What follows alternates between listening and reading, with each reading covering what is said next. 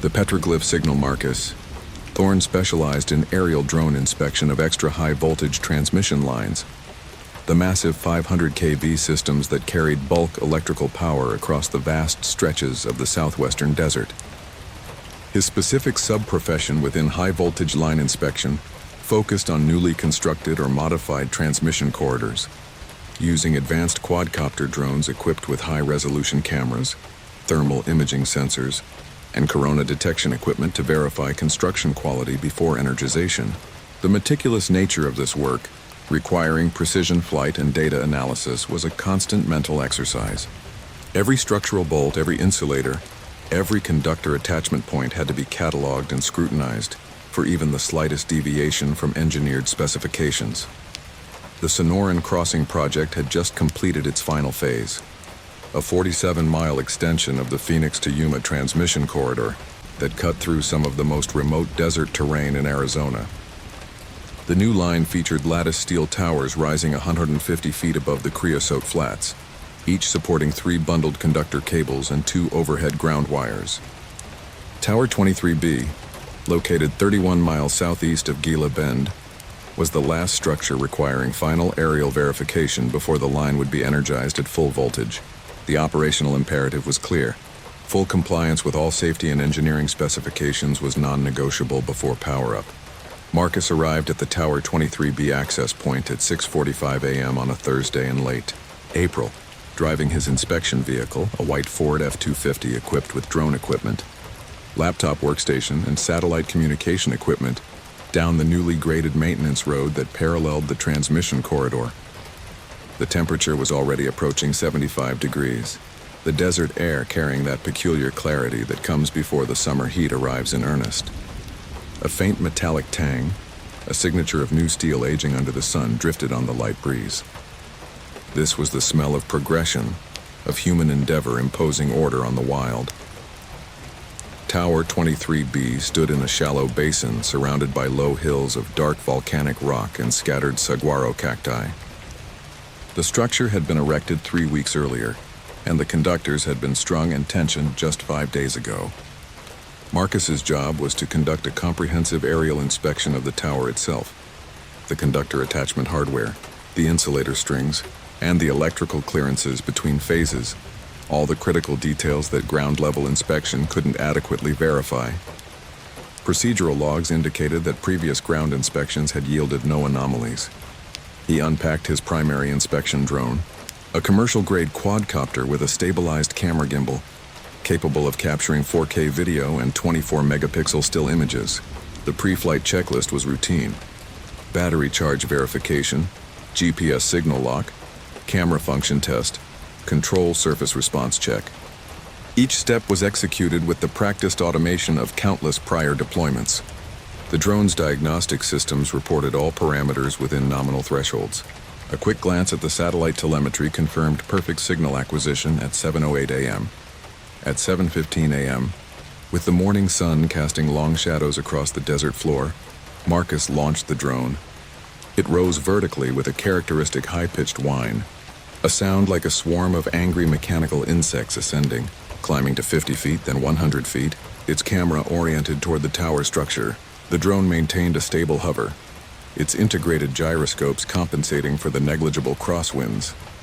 The initial inspection sequences were standard. Marcus maneuvered the drone around the tower's base, documenting the foundation bolts and anchor point welds, then spiraled upward along the steel lattice framework, examining connection points and structural members. Everything appeared nominal: clean welds, proper bolt torque, no visible defects. The high-resolution feed displayed crisp, clear images of each structural component, down to the manufacturer's stamps on the steel beams. The system recorded all visual data, time-stamped, for later analysis. At 7:32 a.m., the drone reached the crossarm level where the high-voltage conductors attached to the tower via long strings of porcelain and glass insulators. Marcus positioned the aircraft to capture detailed images of the easternmost insulator string, zooming in to verify that no units were cracked or contaminated. The thermal imaging sensor showed a uniform temperature profile across the insulators, consistent with ambient conditions. That's when he noticed the shimmer. It appeared as a distortion in the air around the tower's upper structure, a heat mirage effect, but more pronounced and localized than normal desert convection. The shimmer seemed to emanate from the tower itself, creating a subtle wavering in the drone's video feed. It flickered with an uncanny consistency, unsettling in its regularity. Marcus frowned, checking his monitor. The thermal imaging overlay showed normal temperature readings for the tower steel and insulators, nothing that would explain significant heat distortion. The line wasn't even energized yet. No current was flowing through the conductors. This anomaly was unregistered by the drone's environmental sensors. This localized atmospheric disturbance is uncharacteristic, he murmured into his recording device at 7:34 a.m. He repositioned the drone for a different angle. The shimmer intensified, now visible as a definite visual disturbance surrounding the tower's peak and the attached conductor spans. It pulsed with a rhythm that was almost regular, like a slow heartbeat, a visual throbbing that seemed independent of environmental factors. The drone's camera began to flicker, not a mechanical issue. The gimbal remained stable. The lens focus didn't change. But the image itself started to distort, overlaying the normal view of steel tower and desert landscape with something else entirely. The internal diagnostic logs of the camera module reported no errors, yet the visual output was compromised. Fragmentary images appeared in the video feed, geometric patterns, angular shapes, intricate designs that Marcus immediately recognized as petroglyphs, the ancient rock art created by indigenous peoples thousands of years ago. But these weren't static archaeological images. They swirled and moved through the frame, spiraling around the power lines, interweaving with the conductors like living things. Their appearance defied scientific explanation within the parameters of his equipment. Marcus's hands tensed on the drone controller. He'd conducted hundreds of transmission line inspections and had never seen anything like this. Equipment malfunction? Some kind of electromagnetic interference affecting the camera sensors? But the line wasn't energized. There should be no EM field strong enough to cause this level of disruption. Protocol was violated at 0347, but this is an entirely new category of anomalous phenomena, he noted, his voice tight. The petroglyphs became more distinct. Marcus could make out specific symbols, spirals, anthropomorphic figures, geometric grids, sun symbols, complex interconnected patterns. They appeared to be etched in light itself, glowing with a faint amber luminescence as they moved through three-dimensional space around the tower. The effect was mesmerizing and deeply unsettling.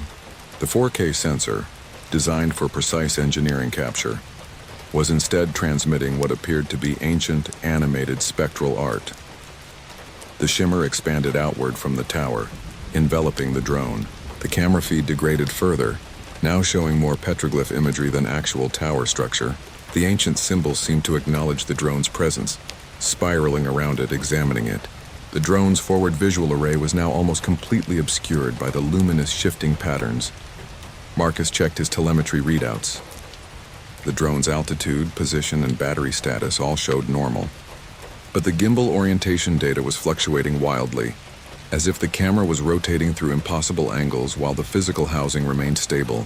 The system's internal gyroscopes reported extreme, non-physical rotations, contradicting the stable external.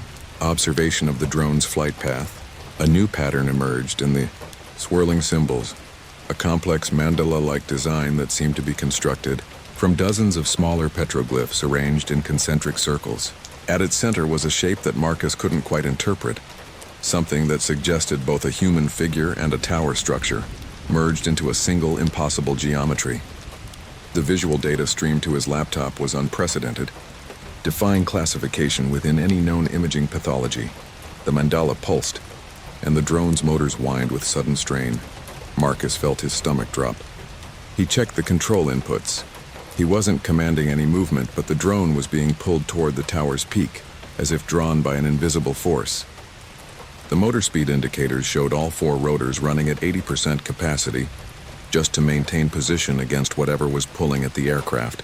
The drone's onboard flight computer, designed to resist unauthorized trajectory deviations, was struggling. The tactile vibration of the controller in his hands intensified, reflecting the drone's battle against unseen forces. He attempted to command a descent, pushing the left stick down. The drone responded sluggishly, dropping perhaps 10 feet before the pulling force intensified, dragging it back upward toward the swirling petroglyphs. The descent command was overridden by this unknown external influence. The shimmer now completely enveloped Tower 23B. Through his monitor, Marcus could barely make out the actual physical structure anymore. The entire tower appeared to be constructed of flowing, glowing symbols, a lattice framework of ancient designs that pulsed with rhythmic energy. The structural integrity of the steel seemed to be dissolving into pure light and pattern, then reforming in an endless, horrifying cycle. And in the center of that energy, where the conductors attached to the insulators, something was forming. A concentration of light and pattern, a nexus point where the swirling petroglyphs converged, becoming denser, more substantial, more real. The air around this focal point seemed to condense, a palpable pressure that even at this distance made Marcus feel a profound sense of foreboding.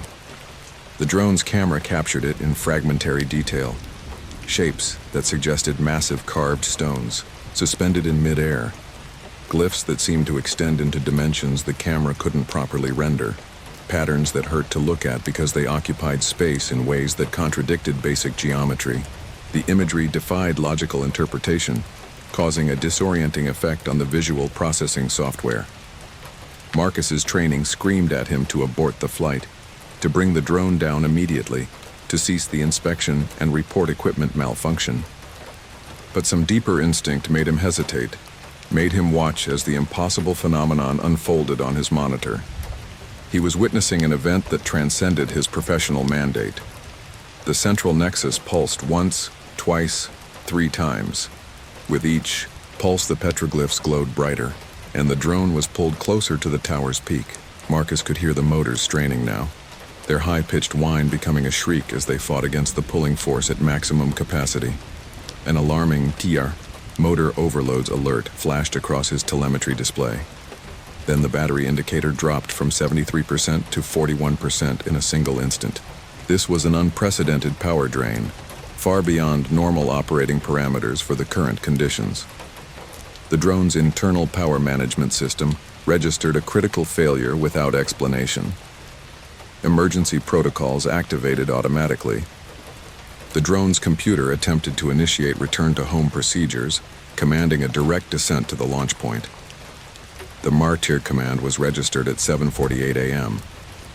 But the pulling force was too strong. The aircraft hung suspended in the shimmer, motors vocalizing, being slowly drawn toward the nexus of swirling symbols. 62% motor capacity, 89%, 100%. The motors couldn't sustain maximum output for more than a few minutes before thermal shutdown. The drone's internal temperature sensors spiked into warning zones. Marcus made the decision. He neutralized the motors. For one surreal moment, the drone hung motionless in midair, suspended by whatever force emanated from the tower. The camera continued recording, capturing the swirling petroglyphs, the impossible nexus, the shimmer that defied physics. The silence, following the cessation of the motor's whine, was absolute, creating a jarring auditory vacuum. Then the drone fell. No tumbling, no spinning, just a straight, silent plunge, as if the aircraft had simply been released from an invisible hand. Marcus watched on his monitor as the ground rushed up, the camera still functioning, still recording, the image showing desert gravel and creosote bushes growing larger in the frame. The video feed continued to display the petroglyphs, almost clinging to the drone's lens as it descended. The feed cut to black at the moment of impact. The last recorded timestamp was 7:49 a.m. Marcus stood in the morning desert silence, staring at his blank monitor, his hand still gripping the useless controller. The sudden absence of the drone's motor vocalization made the quiet seem oppressive. Wrong. He looked up at Tower 23B. From ground level, it appeared completely normal. No shimmer, no distortion, no swirling symbols, just steel lattice framework and insulators, standing silent and inert in the desert sun. The normalcy was almost as disturbing as the anomaly itself. The air, devoid of the metallic tang he'd noticed earlier, felt unnervingly still. The crash site was 200 feet from his position, directly beneath the tower's eastern span. Marcus gathered his equipment and walked toward it, his boots crunching on the gravel maintenance road. Each step felt heavy, a counterpoint to the lightness of his previous routine operational movements. He found the drone in 3 pieces. The carbon fiber airframe had shattered on impact, the camera gimbal had separated completely, and the battery housing had cracked open, spilling lithium cells across the ground. There was no visible dark residue, no sign of combustion, just structural compromise. The figure of his advanced drone lay inert, unmoving, and fundamentally broken. But the SD card, the memory card containing the recorded video, appeared intact. Marcus extracted it carefully, his hands shaking slightly as he inserted it into his laptop. The file directory showed 17 minutes of recorded footage ending at 7:49 a.m. He opened the final video file. For the first 12 minutes, the footage appeared normal, standard inspection imagery of the tower structure, clear and properly exposed. Then at the 12:47 mark, the shimmer appeared. Marcus watched the entire sequence again. The heat mirage effect, the flickering camera, the emergence of the swirling petroglyphs. It was all there, recorded in digital detail, undeniable evidence of something impossible occurring around Tower 23B. The analytical part of his brain struggled to categorize the data. Every known diagnostic parameter was irrelevant. The footage ended abruptly at 17:04, frozen on a single frame captured in the instant before impact. The image showed the desert, floor rushing up toward the camera, but overlaid on the gravel and scrub brush were more symbols, intricate glyphs that seemed to be embedded in the earth itself, glowing faintly, forming patterns that extended far beyond the boundaries of the frame, suggesting a vast design spread across miles of desert terrain with Tower 23B at its precise geometric center. This was not merely an optical effect. It implied a fundamental interaction with the local geology. Marcus sat in his truck for a long time, the laptop open on the passenger seat, the frozen image displayed on the screen. He needed to report this. Tower 23B couldn't be energized, not until someone explained what had happened, what the shimmer was, why ancient petroglyphs appeared in electromagnetic space around a structure that hadn't even been powered yet. The implications for system integrity and operational safety were catastrophic. But how would he explain it? What would he say in his official inspection report? The standard reporting forms had no categories for an ancient mystical phenomenon affecting drone telemetry or an ethereal petroglyphic interference. He looked out at the tower again. It stood pristine and normal in the desert morning, exactly as designed, exactly as constructed, showing no indication of the impossible phenomenon that had neutralized his drone. But as Marcus watched, he saw something that made his blood run cold. On the dark volcanic hillside behind the tower, perhaps a quarter-mile distant, there were markings on the rock face. Petroglyphs. Real ones, carved by ancient hands centuries or millennia ago. And in the center of those ancient carvings was a symbol he recognized, the same mandala-like design that had appeared in his drone footage, the same impossible merger of human figure and tower structure, the same geometric pattern that had formed the nexus point where the swirling symbols converged. The synchronicity was terrifyingly precise. The ancient peoples who had carved that symbol had seen something here, in this specific location, long before steel towers and high-voltage conductors were ever conceived. They had witnessed something, understood something, and left a warning or a message in enduring stone. A permanent data log, far older than any digital record. And now, centuries later, modern power infrastructure had placed Tower 23B in the exact spot where those ancient forces still waited, still pulsed with energy that defied explanation, still reached out to touch whatever dared enter their space. Marcus's phone buzzed. A text message from the project supervisor. In 23B inspection status, line energization scheduled for tomorrow, $600. He stared at the message, then at the tower, then at the frozen image on his laptop screen. What could he possibly say that would make them believe? That would make them stop. That would prevent 500,000 volts from surging through conductors positioned at the nexus point of something that predated human understanding of electricity by thousands of years? The logical parameters of his training were entirely inadequate for this scenario. The shimmer appeared again around the tower's peak, just for a moment, barely visible in the bright morning sun. But Marcus saw it, a pulse of distortion, a ripple in reality itself, as if Tower 23B was breathing, preparing, waiting for the moment when current would flow and the ancient patterns could feed on modern power. The air around the tower momentarily took on a faint, almost imperceptible vibrational quality, a silent hum that only he perceived. His hands moved to the keyboard to type a response, but the words wouldn't come. Because somewhere deep in the desert hills carved in volcanic stone by hands that had witnessed forces beyond comprehension, the petroglyphs waited to see what would happen when Tower 23B came alive. And Marcus Thorne, senior aerial inspection specialist, realized with creeping certainty that whatever had neutralized his drone was only the beginning of what Tower 23B would reveal once energization began. The trench-watched back Alex sat in the sterile quiet of the Iliad deep-sea monitoring station, a solitary outpost floating on the vast, indifferent Pacific, tethered to the world only by a high-bandwidth quantum satellite link. He initiated his standard shift log, 22 Izur Zulu, all systems nominal, surface conditions stable, Acheron facility life support, reactor core, and comms telemetry all green. No anomalies to report. For 3 years, his job had been this simple, this routine: watch the feeds from the Acheron, a deep-sea research facility nestled at the bottom of the Mariana Trench, and make sure every blinking light remained a placid, reassuring green. The only sounds were the low, constant hum of the station's server racks, the almost subliminal tick-tick-tick of the master chronometer on the wall, and the distinct, sharp scent of ozone from the air recyclers working overtime.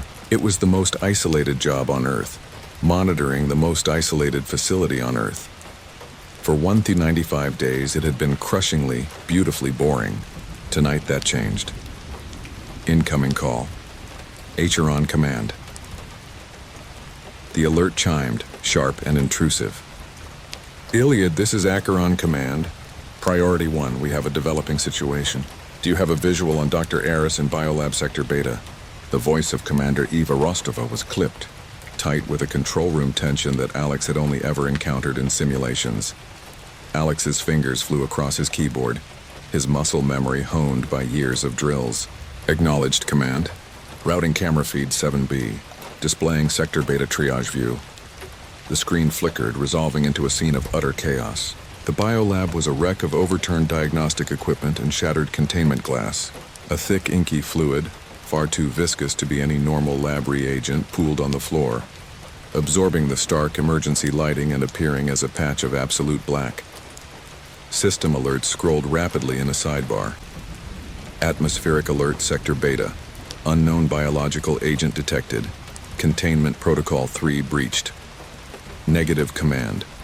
Sector Beta is compromised. I see evidence of a significant structural breach. No visual on Eris. Repeat. Dr. Eris is not in view. What about Section Chief Fiennes and Engineer Kenji? Their logs show they were assigned to a diagnostic sweep in Sector Delta an hour ago. We need their status. Alex switched feeds with practiced efficiency, the new camera view sliding into place. The corridor to Sector Delta was pristine, almost unnaturally so. The long, white passage was lit by strobing emergency lights that pulsed in a sickening rhythmic cadence, casting long, dancing shadows that seemed to writhe with a life of their own. The corridor was empty. Corridor 7 Delta is clear. No visual on Fiennes or Kenji, querying their biometrics now. There was a pause on the other end, filled with the faint crackle of quantum static. Negative on that, Iliad. We've lost contact. Confirming Fiennes' biometric transponder ceased broadcast at 2247 Zulu. Kenji's is fluctuating, erratically. Heart rate is spiking past 190. Respiration is off the charts. We've been attempting to hail them on all local channels for the last 10 minutes. Only silence. A cold dread, as deep and chilling as the 11,000 meters of water crushing the Acheron, began to pool in Alex's stomach. He leaned closer to the monitor, his own reflection a pale, worried face superimposed over the flickering images of the silent facility. Command, what was Dr. Eris working on? The project file Erebus is classified beyond my clearance level. I need to know what I'm looking at. Rostova's hesitation was a gaping void on the comm line. He was sequencing a new extremifile. A polycellular organism recovered from a previously uncharted hydrothermal vent. The sample was unique. It displayed properties we've never cataloged. We codenamed it Erebus. Erebus, Alex repeated the name. It felt heavy, ancient. He zoomed the biolab camera in on the dark residue on the floor. It wasn't just a static pool. It seemed to pulse with a slow, rhythmic throb that wasn't a trick of the flickering lights. The edges of the spill were slowly, almost imperceptibly, creeping outwards. Command, I'm seeing dynamic movement in Sector Beta. The spilled agent is not inert. Movement. Quantify movement, Alex, and I can't. Running a spectrographic analysis. The results are impossible. The substance is absorbing all light, from infrared to ultraviolet. It doesn't have a reflective index. It's coalescing, forming structures. Alex watched, mesmerized and horrified, as the fluid began to draw itself together, rising from the floor not like a liquid, but like a million iron filings drawn by an unseen magnet. It formed a vaguely humanoid shape, all sharp, impossible angles and non-Euclidean geometry, a silhouette of a man where no man should be. It had no features, just a perfect light-devouring blackness. The shape turned its head slowly, deliberately, as if scanning the ruined lab, before it dissolved back into a spreading puddle and seeped silently into a floor drain. Alex? Report, what did you see? Rostova's voice crackled, laced with static and urgency. It's gone now, Alex whispered, his throat suddenly bone dry. It took a humanoid form. Command. It looked like a man made of shadow. Before Rostova could respond, an alert klaxon blared on Alex's console. Proximity alert. Maintenance duct 14. Sector Delta. He swapped cameras again, his heart a frantic drum against his ribs. The feed again showed the empty corridor, its lights still strobing. I have a proximity alert in Delta, but the main hall is empty. Check the access ducts, Rostova ordered. The schematics show duct 14 terminates near their last position. Fiennes and Kenji might have... Her voice was sliced off as the camera feed from Sector Delta convulsed. The image tore, dissolving into a waterfall of digital static and then stabilized with a sharp snap. Kenji was there, pinned against the far wall. His face was a mask of abject terror, his eyes wide and locked on something just out of the camera's frame. He was holding a heavy-looking hydro spanner, a makeshift object clutched in a white-knuckled grip. Kenji, Alex yelled, the sound swallowed by the insulated walls of his station. Kenji, report your status. What do you see? Kenji didn't seem to hear. He just stared, his chest heaving with ragged, desperate breaths. Then slowly, as if pulled by an unseen force, the heavy steel object was wrenched from his hands. It didn't fall. It was pulled away, flying out of frame before clattering loudly to the floor somewhere off camera. Kenji raised his hands, palms out, a universal gesture of surrender to an unseen antagonist. What's happening? Rostova's voice was a desperate, raw hiss in his ear. What is he doing? I see no other life signs near him. Alex could only watch, a helpless observer miles above the unfolding horror. A shadow fell over Kenji. A shadow with no source, a patch of darkness that simply appeared in the space before him. It wrapped around him, and for a horrifying split second, Kenji's face was visible through the void. His mouth opened in a silent, perfectly rendered vocalization of pure agony. Then the shadow contracted violently. Kenji's biometric feed on Alex's console didn't just flatline. Every single reading terminated simultaneously. Heartbeat, respiration, brain activity, all ceased in the same millisecond. The shadow receded as quickly as it had appeared, leaving nothing behind. No figure, no dark residue. Just an empty corridor and the relentless strobing lights. Fiennes was gone. Now Kenji was gone. He's gone, Alex choked out, the words tasting like ash. Command, Kenji is neutralized. The entity, it took him. The shadow entity just erased him. The line from Acheron Command was silent for a full 30 seconds. The weight of that silence pressed down on Alex, heavier than the 7 miles of ocean above the doomed facility. When Rostova finally spoke, her voice had lost all its professional composure. It was frayed, thin, and terrifyingly human. Evacuate the station, Alex. Scuttle the Iliad protocols and launch the ascent module, now. Get to the surface. Evacuate? What about the Acheron? What about you? There are still 12 personnel unaccounted for. There are no other personnel, Alex, Rostova said, her voice hollow. We've been getting scrambled, fragmented comms packets for the last hour. Garbled messages. Just vocalizations. Phrases about the geometry being wrong and it's wearing our faces. Then nothing. Kenji was the last coherent biosignature. The station is lost. Whatever Eris found, it's loose. A new shrieking alert pinged. Main reactor offline. A cascade of red icons flooded Alex's Acheron system's display. The emergency lights in the deep-sea facility flickered and died, plunging the entire station into absolute darkness on his monitors. Only the external cameras, powered by a separate long-life battery, remained active. They showed nothing but the crushing, infinite black of the trench. "The power's out," Alex said, stating the obvious as he watched the life support, pressure, and integrity warnings all flatline. "They're completely dark." "It's in the dark with them," Rostova corrected. Her voice was suddenly drowned out by a cacophony of alarms from her end. "Oh God, no. Iliad. We're registering a massive non-nuclear energy spike originating from the Acheron's precise coordinates. It's not a reactor failure. It's a directed energy broadcast. Something is being transmitted." On Alex's main screen, a new window tore itself open, bypassing his admin controls. A data stream. It wasn't code. It wasn't any language he could recognize. It was a complex, swirling fractal of geometric patterns, pulsing with a visible, malevolent intelligence. It was the same impossible geometry he had seen in the shadow figure. The data was flooding his systems, a recursive algorithm that was actively disassembling his firewalls as if they were children's toys. "It's in my system," Alex stammered, his commands to isolate the network being ignored. "It's coming through the satellite link from the Acheron. It's using the quantum comms channel as a conduit." "Cut the link," Rostova shouted over the rising alarms on her end. "Perform a hardline severance." Now, Alex didn't hesitate. He slammed his palm onto the large red emergency disconnect button on his console. The Iliad shuddered as explosive bolts fired, physically severing the connection to the main satellite array. The monitors showing the Acheron feeds went dead. The malevolent data stream vanished.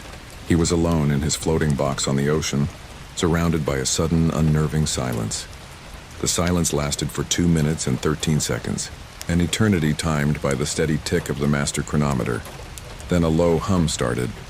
Not from his servers. Not from the air recycling. It was coming from the main communication panel. The one that was supposed to be completely dead, physically disconnected from any long-range antenna. A single green light blinked to life on the panel. Local proximity, that was impossible. Local proximity meant something was within 100 meters of the Iliad. A ship.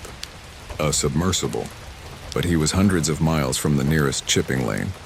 His system-wide diagnostic confirmed it. Radar, sonar, thermal, all clear.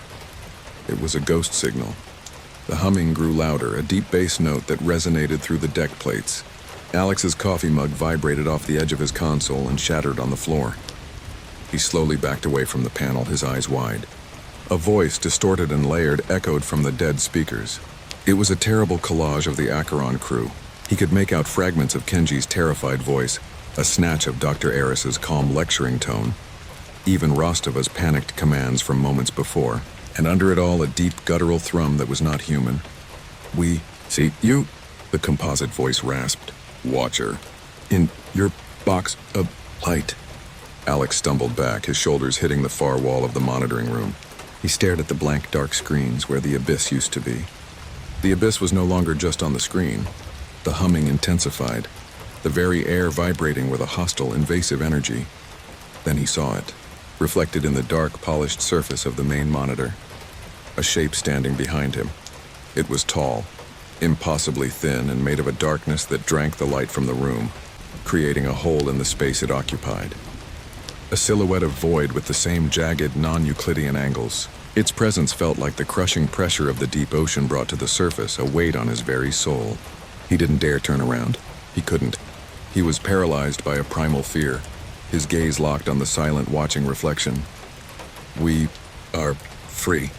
The layered voice crackled from the speakers, the sound seeming to emanate from inside his own head now.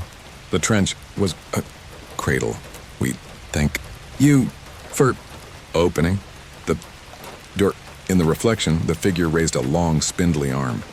Alex saw its hand was not a hand, but a shifting, multi-jointed fractal of obsidian points. The presence didn't need to touch him. He could feel it in his mind, a cold, clinical curiosity. It was examining him, the way Eris must have examined the sample he brought up from the vent. It was learning. Alex's own vocalization was a choked, pathetic sound, a gasp of air that was half whimper. He saw the reflected shape lean forward, its featureless head tilting as if to listen to the new sound he was making. It was a sound it had not heard before. It was a sound it wanted to understand. His last thought, before the darkness in the reflection lunged and his world dissolved into a silent, geometric pattern of cold, infinite code, was that his job had been to watch the trench. He had never considered that the trench might be watching back. Incoming call, forward command. 2 days later, Eva Rostova stood in a different command center, this one buried deep underground, bristling with military hardware. A grim-faced general stood beside her, staring at a satellite image on the main screen. It showed a patch of the Pacific Ocean, an empty patch. "The Iliad is gone," the general stated flatly. "Vanished without a trace. No wreckage, no emergency beacon, not even an oil slick. Same signature as the Acheron facility." Eva stared at the screen, her face a pale mask of trauma. "It learned," she whispered, her voice hoarse. "It used the Acheron's quantum entanglement communicators as a bridge. It treated our data network like a nervous system. It climbed out." "What is it, Commander?" the general demanded, his voice sharp. Eva shook her head, a deep, primal fear in her eyes that no military training could erase. "Something that was waiting in the dark. We looked into the abyss, General, and it looked back. And then it started climbing." On a secondary screen, a young communications officer suddenly sat bolt upright. "General, sir, we're picking up a Priority 1 transmission. I don't know what it is. It's on all bands, military, civilian. It's everywhere." He put the signal on the main speakers. A distorted, layered voice filled the room. A collage of hauntingly familiar tones. Alex, Kenji, the entire Acheron crew, all woven together with a deep, inhuman resonance. "See, you," it crackled, the sound seeming to come from every direction at once. The lights in the command center flickered violently. "In your room of light." The general stared at the speaker, his legendary composure finally cracking. A sliver of the same terror that took Alex now gripping him. Across the globe, on every network-connected device, from military command consoles to civilian smartphones, the same impossible, pulsing fractal pattern that Alex had seen began to appear. A digital presence seeded into the global network, looking out from every screen. The cradle was broken. The door had been opened, and humanity was no longer alone. It was being watched. The vacuum is a physical thing out here, not just on the reinforced polyalloy of the viewports or the layered titanium hull of the habitat, but on your soul, in your mind.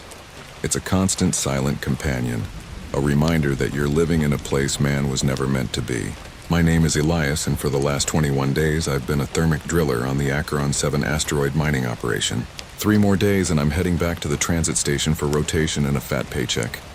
Elias, you copy? Harris, our mission controller, crackled through the comms. His voice, tinny and filtered through the vastness of space, was the only real connection to another human being. "Solid copy, Harris," I replied, my voice muffled inside my EVA helmet. I was in the exo bay, a small chamber readied for departure into the crushing emptiness of space. My suit, a hulking exoskeleton of reinforced polymers and microservos, felt like a second skin. Running final system checks. Board is green, ready for EVA. The air in the habitat was thick with the metallic tang of recycled oxygen and the faint, ever-present scent of ozone from the ionizers. All right, we've got a hairline fracture on a cooling fin on relay station Gamma 9. Telemetry shows it's minor, but corporate wants it sealed before we pass through the debris field. Standard procedure. Get out, fuse it, get back. Should be a 2-hour job, Max.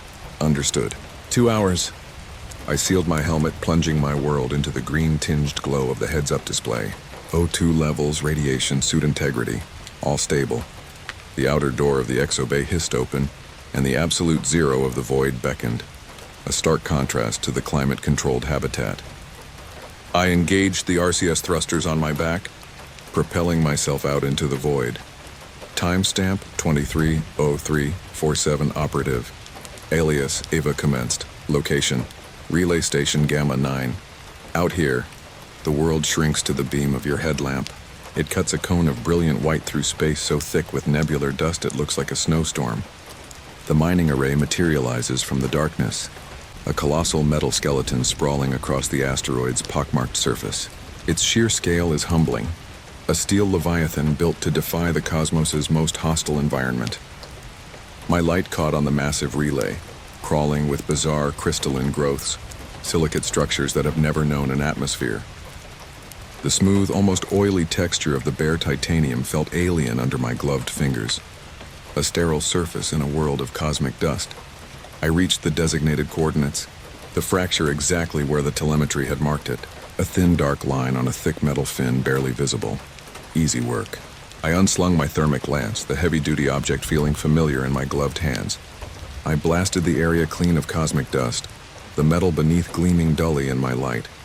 Control. Commencing fusion on fin Gamma 9, I reported, my voice a flat monotone. Acknowledged. Elias, keep it clean. Harris's voice echoed back. I fired the lance. A brilliant miniature sun erupted in the darkness, throwing the array's architecture into stark dancing relief. The silent, intense glare was the only sensation besides my own breathing and the low hum of my suit's life support. I laid the first bead, watching the molten metal fill the fracture, a perfect, glowing seam. It was methodical, calming work. My focus narrowed to the task, the vacuum, the isolation, all of it fading away. It was just me, the steel, and the fire. That's when I saw it. At the edge of my light's reach, a flicker of movement. Not debris. Debris at this velocity moved with a purpose, following an orbital path. This was different. It was a pulse of light, soft and blue-green, like a distant nebula forming before my eyes. I paused, lifting my head slightly. Harris, did you see that on my camera feed? A moment of static. See what, Elias? Feed's stable. I've just got you in the fusion point. I saw a light. A stellar phenomenon, maybe. I scanned the darkness beyond the beam. Nothing. Just the endless black. I dismissed it. A trick of the light, cosmic ray hitting my visor. The void was full of them. I went back to fusing. The lance flared to life again, the blue-white glare momentarily blinding. I laid another bead, letting the muscle memory of 1,000 similar jobs take over. And then the light was back. Closer this time. It pulsed again, a gentle, hypnotic rhythm. It wasn't a single point of light, but a shape. Vaguely man-sized, but fluid, indistinct. It seemed to materialize from the gloom. Harris, I'm seeing it again, I said, my voice tight. Definitely a phenomenon. It's about 20 meters off my port side, large. What kind of phenomenon? Describe it. Your long-range sensors aren't picking up anything with that energy signature. I don't know, I breathed. It's just light, and it's watching me. The shape coalesced. It was no longer just a vague form. It mimicked my outline perfectly, an astronaut suspended in the void, complete with the silhouette of a helmet and life support pack. But it was made of shimmering, shifting light, 1,000 tiny points of luminescence swimming together to create a cohesive form. It copied my posture, my slight drift to the left, the position of my arms. My heart hammered against my ribs. My breathing, loud and ragged in my helmet, fogged the corner of my visor. Elias, report. What is it? Harris's voice was sharp, edged with concern. It looks like an operative. It looks like me. The light figure raised its arm, mimicking my gesture of holding the thermic lance. But where my object was, its hand was empty, the light simply denser. It was a perfect, silent, terrifying reflection. Control. I am logging an unidentified phenomenon at my location. Visual confirmation is positive. That's impossible, Harris snapped. There's no one else on EVA. Team B is still in cryo-rotation. It's got to be a reflection, some kind of lens flare from the lance. It's not a reflection, I yelled, my voice cracking. It's moving independently. It's coming closer. The light being drifted forward, its movements unnervingly smooth. It didn't use thrusters. It simply glided through the void, effortless. The 1,000 points of light that composed its body swirled like a contained galaxy. As it neared, the void around me grew colder, a palpable drop in perceived temperature that even my suit's heating system couldn't fight. I scrambled back, my boots clanging against the metal fin. I fumbled with the thermic lance, turning it away from the array, pointing the still hot tip at the approaching entity. A pathetic defense against whatever this was. The figure stopped about 10 feet away, its head tilting in a gesture of curiosity that was so human it sent a wave of nausea through me. It had no face, just a smooth, glowing surface, but I could feel it studying me. Harris, it's right in front of me. You have to be seeing this. RSIM 232814. Operative Elias, biometric anomaly detected. Heart rate, 145 BPM. Camera feed, no anomalous visual data detected. Elias, your vitals are spiking. Your camera feed is clear. There's nothing there, son. Repeat. My screen shows nothing but you and the relay station. Do you understand? My circulation felt like ice. He couldn't see it. This thing, this impossible presence was visible only to me. Was I hallucinating? Was it vacuum-induced psychosis? No, my O2 mix was stable and I was too experienced for that. This was real. The light figure raised its hand again, slowly, deliberately. It opened its palm and the light within it pulsed brighter, warmer. For a terrifying second, I thought it was a gesture of peace. Then the light from its palm shot out and struck the relay fin beside me. There was no sound, but the metal where the light hit glowed cherry red, then white hot. It melted like wax, bubbling and warping as if hit by an intense, focused heat far greater than my thermic lance. The being was showing me what it could do. It had replicated my tool, but made it infinitely more powerful. A high-pitched vocalization escaped my lips, a sound of pure terror. I shoved off the fin, firing my thrusters on full, away from the thing, back towards the faint, distant glow of the habitat. Elias, what's happening? I've got thermal alarms going off all over that relay. Talk to me, Harris shouted. It's not friendly. It's not friendly, was all I could manage to say, my panicked breaths turning the air in my helmet thick and hot. I didn't look back. I just fled. The image of that melting steel burned into my mind. Log start 00519 Zulu. Location, asteroid habitat Hephaestus. Debriefing E was back in the habitat, my suit peeled off and my body trembling. Harris, a grizzled veteran with a face like worn leather, stared at me from the main comm screen. Two other crew members, Davies and Chen, watched from the corner of the common area, their faces etched with concern. Oxygen deprivation, vacuum-induced psychosis. It's the only explanation, Harris said, though he didn't sound convinced. The thermal spike was probably a malfunction in the sensor array caused by your thermic lance. It melted the fin, Harris. I insisted, my voice hoarse. Like it was butter. It copied me, my suit, my lance. Your camera saw nothing, Elias, nothing, he repeated, rubbing his tired eyes. We've reviewed the footage from your helmet cam and the external sensors. There is nothing there. Regardless of your alleged visual specialist, Elias, procedural abandonment of the worksite was logged at 23:29:15, Harris stated, his voice now cold and official for the log. Unauthorized EVA termination is a severe protocol breach. This will be noted in the incident report. I'm not crazy, I whispered, looking down at my shaking hands. Davies, a bulky man who'd spent half his life in the belt, put a hand on my shoulder. Easy, son. The void plays tricks. We've all seen things. Stars moving in the corner of your eye. Heard whispers in the static. This wasn't a star, I said, looking him in the eye. It was real. An alarm blared through the habitat, a shrill, insistent pulse. A red light flashed on the main control panel. What now? Chen muttered, moving towards the console. It's the exo bay, Chen said, his voice strained. The outer airlock. It's cycling. We all froze. The only way to cycle that door is from the inside, or with a supervisor override from the control ship. Harris, are you doing that? I asked, my gaze fixed on the screen. Harris's face was pale. Negative, Elias. Controls are locked out on my end. No one is authorized for an EVA. The heavy clank of the outer door ceiling echoed through the habitat, followed by the hiss of the chamber being repressurized. Someone or something was coming in. We stared at the thick metal hatch that led to the exo bay, a collective dread settling over us. No one on the crew was unaccounted for. We were all here. The pressurization sequence finished. A heavy thud echoed as the mag locks on the inner door disengaged. Silence. The handle on the thick circular door began to turn slowly, deliberately. Davies grabbed a heavy torque multiplier from the maintenance toolkit, the closest thing we had to an object for defense. Chen backed away, his eyes wide. I was frozen, my mind vocalizing. It followed me. The door swung inward, and standing in the doorway was a figure, It was an operative in a full EVA suit, identical to the ones we used. The helmet was sealed, its dark visor reflecting our own terrified faces. Cosmic dust drifted from the suit, settling on the metal deck. "Who the hell is that?" Davies demanded, brandishing the multiplier. "Show yourself." The operative didn't respond. It just stood there shedding dust, its head slowly panning across the room, observing us. "It's Team B," Chen stammered. "They must have brought them out of cryo early." "No." Harris's voice crackled from the speaker, now laced with panic. "Team B is still in stasis. They haven't even begun revival sequence.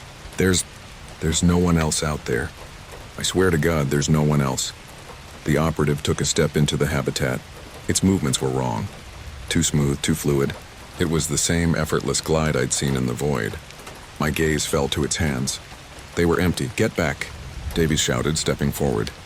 "I said, who are you?" The operative's head snapped to face him. It raised its hand just as the light being had. Davies swung the heavy multiplier. The object whistled through the recycled air, aimed straight for the operative's helmet. Log, ISRO 1942, impact imminent, but it never connected. The operative's hand shot out and caught the multiplier an inch from its visor. The strength required to stop that swing was impossible. Davies stared in disbelief as the operative's fingers, encased in a thick gauntlet, simply absorbed the multiplier. The metal softened, warped, and flowed into the gauntlet, disappearing into the fabric of the suit with a soft, squelching sound. There was no clang, no resistance. It was just gone. Davies let out a choked vocalization as he tried to pull his hands back, but they were stuck. The material of the operative's suit was flowing over his gauntlets, climbing up his arms like a thick black oil. "Help me," he gurgled. Before Chen or I could react, the operative's other hand came up and rested gently on Davies' helmet. For a second, nothing happened. Then, the dark visor of the operative's helmet began to glow. A soft blue-green light pulsed from within, the same hypnotic, terrifying light I had seen in the void. The light intensified and a low hum filled the air. Davies began to convulse. His limbs thrashed against the metal floor. His muffled vocalizations came through the habitat's internal comms, distorted and full of agony. The visor of his own helmet flickered, then filled with the same swirling blue-green luminescence. The light inside pulsed once brilliantly, and then silence. Davies went still. The operative retracted its hand. Davies stood up, his movements now perfectly synchronized with the other operative. He turned his head and looked at Chen and me. The light in his helmet faded, leaving only the dark, reflective visor. But we knew what was behind it now, or rather what wasn't. "Oh God," Chen whispered, stumbling backward until he hit the far wall. The antechamber door hissed open and another figure stood there. It was Davies. The real Davies, his face pale and slack, his eyes wide and vacant. His body was covered in a thin sheen of dark residue, and he crumpled to the floor, a discarded puppet. The thing in the suit hadn't neutralized Davies. It had copied him. It had taken his form and cast aside the original. Now there were two of them, the original intruder and the new Davies copy. They moved in perfect unison, turning their blank helmets towards Chen. System log. Vital signs. Chen. Critical. Chen let out a final, raw vocalization of pure despair. He scrambled for the emergency atmospheric flush controls, a last desperate act. The two figures glided towards him, their movements a horrifying parody of a human walk. "Harris, purge the habitat. For God's sake, purge it all." I screamed into the comms pickup, backing away towards my bunk, my mind snapping. "Don't let them get off this rock." "I can't. The controls they're not responding. It's locked me out." Harris's voice was a frantic shriek of helplessness. I watched as the two operatives cornered Chen. I didn't see what they did. I couldn't watch. I just heard the sickeningly soft sound, the brief flash of blue-green light reflecting off the metal walls, and then the thud of another depleted figure hitting the floor. A moment later, a third operative, identical to the others, stepped away from Chen's lifeless form. Now there were three. They all turned towards me, their movements perfectly synchronized, a silent, implacable trio of horrors. My own presence was next on its list. I knew I was last. I was trapped in a metal can on a barren asteroid with three impossible things wearing the faces of my friends. The main comm speaker crackled. "Elias, it's a presence. It's coming up the primary data link." "Come, men." Harris's voice dissolved into a burst of static and then guttural wet clicking sounds. The screen went black. Communication. Link severed. Log 0025 Warn Zulu, Hephaestus habitat, silent. The three operatives took a synchronized step towards me. One of them raised its hand. The visor began to glow. I closed my eyes. There's no escape out here. The vacuum outside will neutralize you. The things inside will copy you. My only hope, my only final act of defiance is this log. The Acheron 7 operation is compromised. The anomaly is not just a presence. It's a contagion. It learns, it replicates, and it's looking for a ride home. Whatever you do, do not attempt a recovery. Do not answer the distress call. Remotely overload the reactor. Let the void take the station. Let the abyss keep its secrets and its new inhabitants. The glowing is getting brighter even through my eyelids. I can feel the cold spreading across the room. I can hear the hum. It's a beautiful, terrible sound. It sounds like 1,000 tiny voices all whispering in unison. They are calling my name. Thorne Davies, Chen Sanders. Pre-mission briefing materials were sparse, citing only a level 3 biochemical spill and facility-wide power failure. Seal is good. Comms check, My voice, tinny and filtered through the rebreather, echoed in my helmet. Davies? Check, one Chen, check, one Sanders. Checked on 20315. 4 green lights blinked on my HUD's team status display. We were a self-contained unit. 4 presences in bulky yellow level A hazmat enclosures about to step into a tomb. The official report called it a Gyars research incident. A polite and wholly inadequate term for a catastrophic failure. Our job wasn't to ask questions. It was to sterilize, to erase, to enact facility-wide asset denial if necessary. We were here to scrub whatever mistake had been made in the subterranean labs of Blackwood Research from existence. The heavy steel door hissed open after a moment's delay. My gloved fingers felt a slick, almost greasy film on the main door's release panel, even through the triple-layer polymer. The hallway beyond was plunged into emergency lighting. Red strobes cast long, dancing shadows that made the corridor look like a breathing, bleeding throat. The scrubbers in my suit's environmental control unit worked overtime, the low whine barely audible over my own breathing, but the air that cycled through still carried a faint, sharp scent of ozone. It was the smell of the facility's emergency arc sterilization system, having recently fired. A smell that always set my teeth on edge. All right. Team Fur, I said, my voice steady despite the unease coiling in my gut. Standard sweep and clear protocol. Davies, you're on point with the XM7 bioscanner. Calibrate for airborne and surface particulates. Prioritize novel protein strains. Chen, monitor structural and atmospheric. Sanders, you have rear security. Let's stick to procedure. Move on my mark. No surprises. We moved in a tight diamond formation, our heavy boots clunking with unsettling volume on the grated steel floor. The only other sounds were the rhythmic hiss-click of our respirators and the low, omnipresent hum of the facility's life support on its last legs. The walls, once sterile white, were now stained with wide, dark streaks that looked disturbingly organic, as if something had been violently dragged along them. The patterns were uniform, yet unnervingly chaotic. Getting something here, Mark. Davies' voice crackled through the comm. He knelt, the beam of his helmet lamp illuminating a patch on the floor. It wasn't the chemical spill we'd been briefed on. It was a thick black tar-like substance, a pool of dark residue. What is it? I asked, moving closer, my own scanner whirring as it tried to analyze the material. No idea. Spectrometer is going nuts. It's organic, but the protein chains are wrong. Unrecognized sequences displaying a chaotic, non-helical structure. It's like nothing in the database. Chen joined us, her own scanner pointed at the air. My atmospheric is stable, but I'm picking up trace particulates of the same material. It's airborne. Microscopic aerosols knocked a cold dread, colder than the recycled air in my suit began to seep into me. This wasn't in the briefing. Mark the time, Sanders. 3:17. Unscheduled systems purge cycle appears to have occurred. Note the anomalous organic matter. Central will need this for the debrief. Noted, leader, Sanders replied, his voice tight. Perimeter is clear and we push deeper. The facility was a maze of intersecting corridors and labs filled with overturned tables and smashed equipment. Data terminals were shattered, their screens spiderwebbed with cracks from impacts, not from any system failure.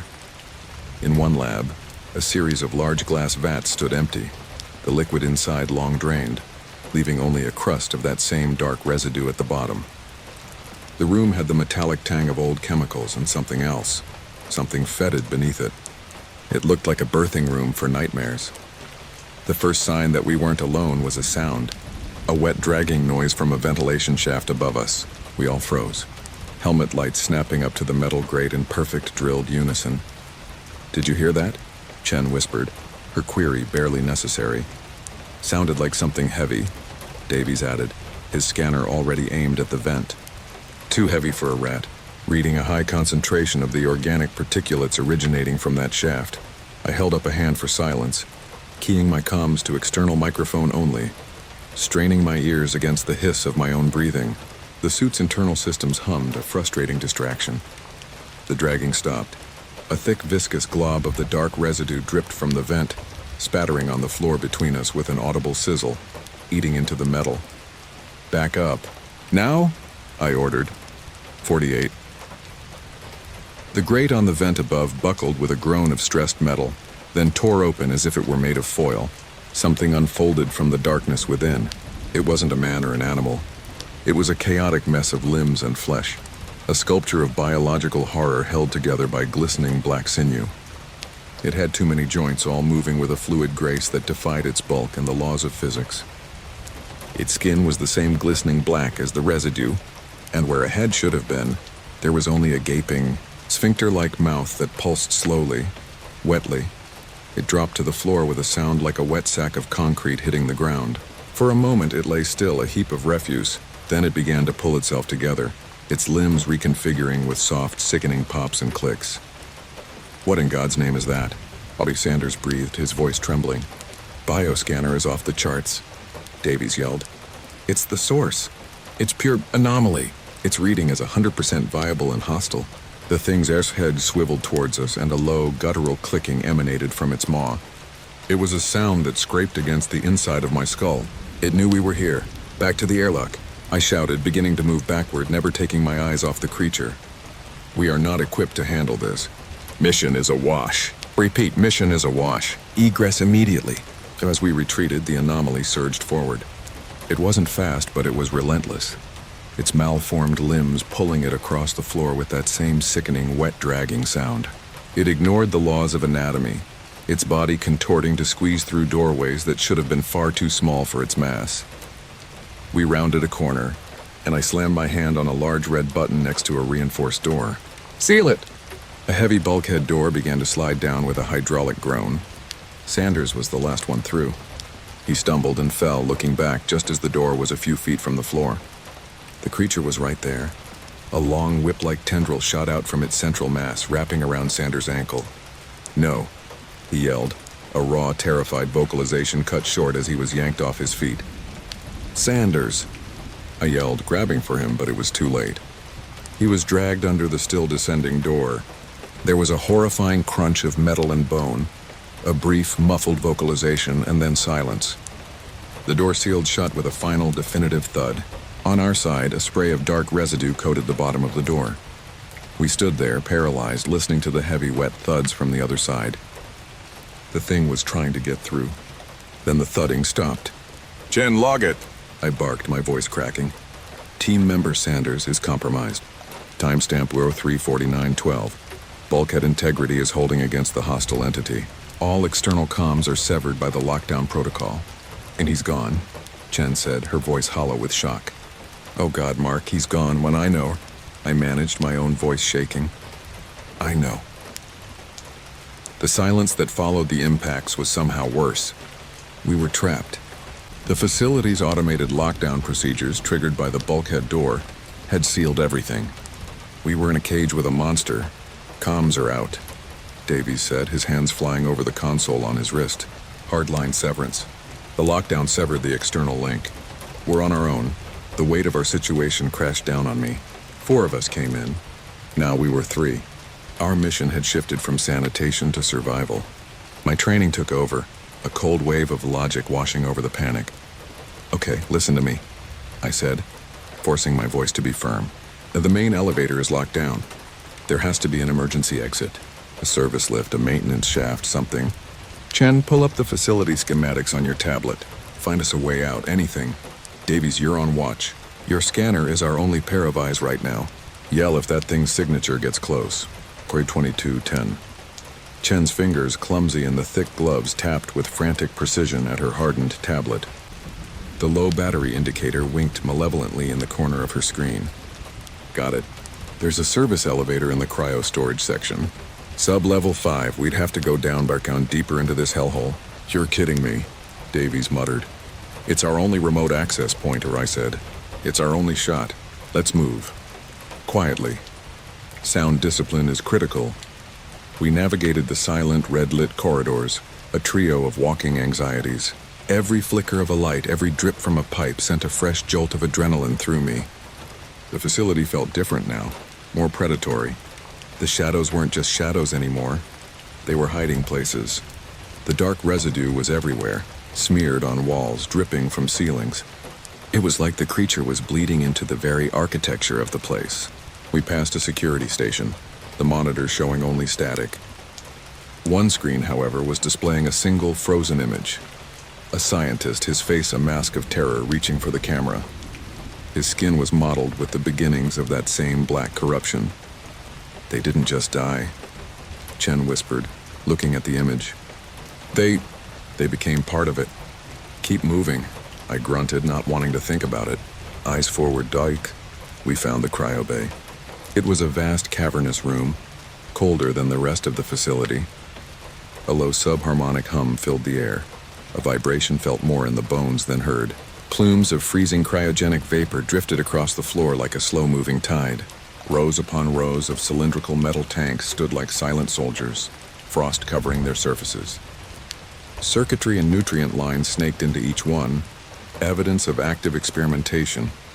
Elevator is on the far side, Chen said, pointing through the mist. As we moved between the tanks, Davies stopped dead. Mark, I'm reading it. It's here, Bonware, I hissed, my hand instinctively going to the demolition charges on my belt.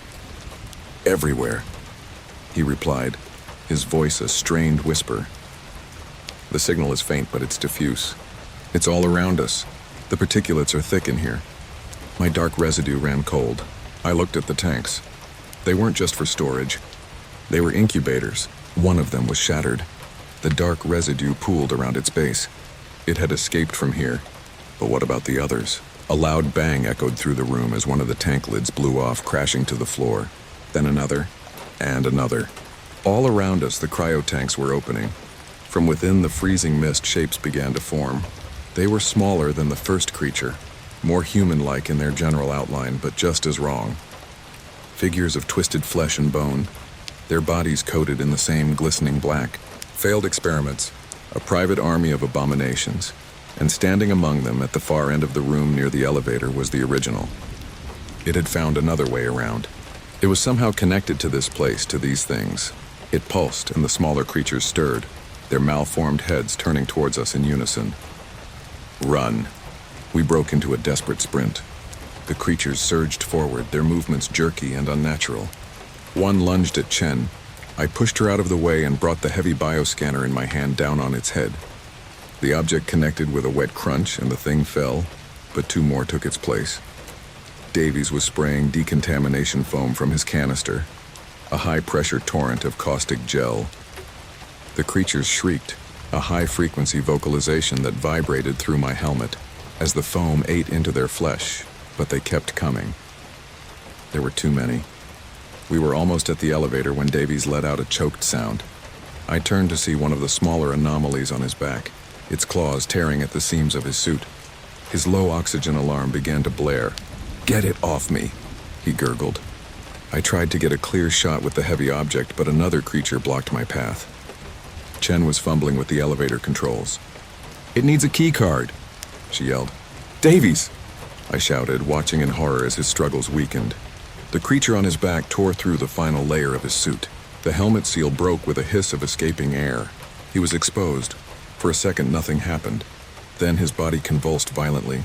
The dark residue, a living plague, swarmed over him from the creature. He let out one final agonized vocalization as his body began to contort. his bones snapping, his flesh darkening and reshaping. In seconds, he wasn't Davies anymore. He was one of them. The figure that was once my friend rose, its head turning toward me with an empty alien hunger. The main creature let out its low, clicking noise, a sound of triumph, a presence of pure malevolence. Just then, Chen let out a triumphant vocalization, or I found one. She'd ripped a key card from the neck of a desiccated figure slumped against the wall, one of the original scientists.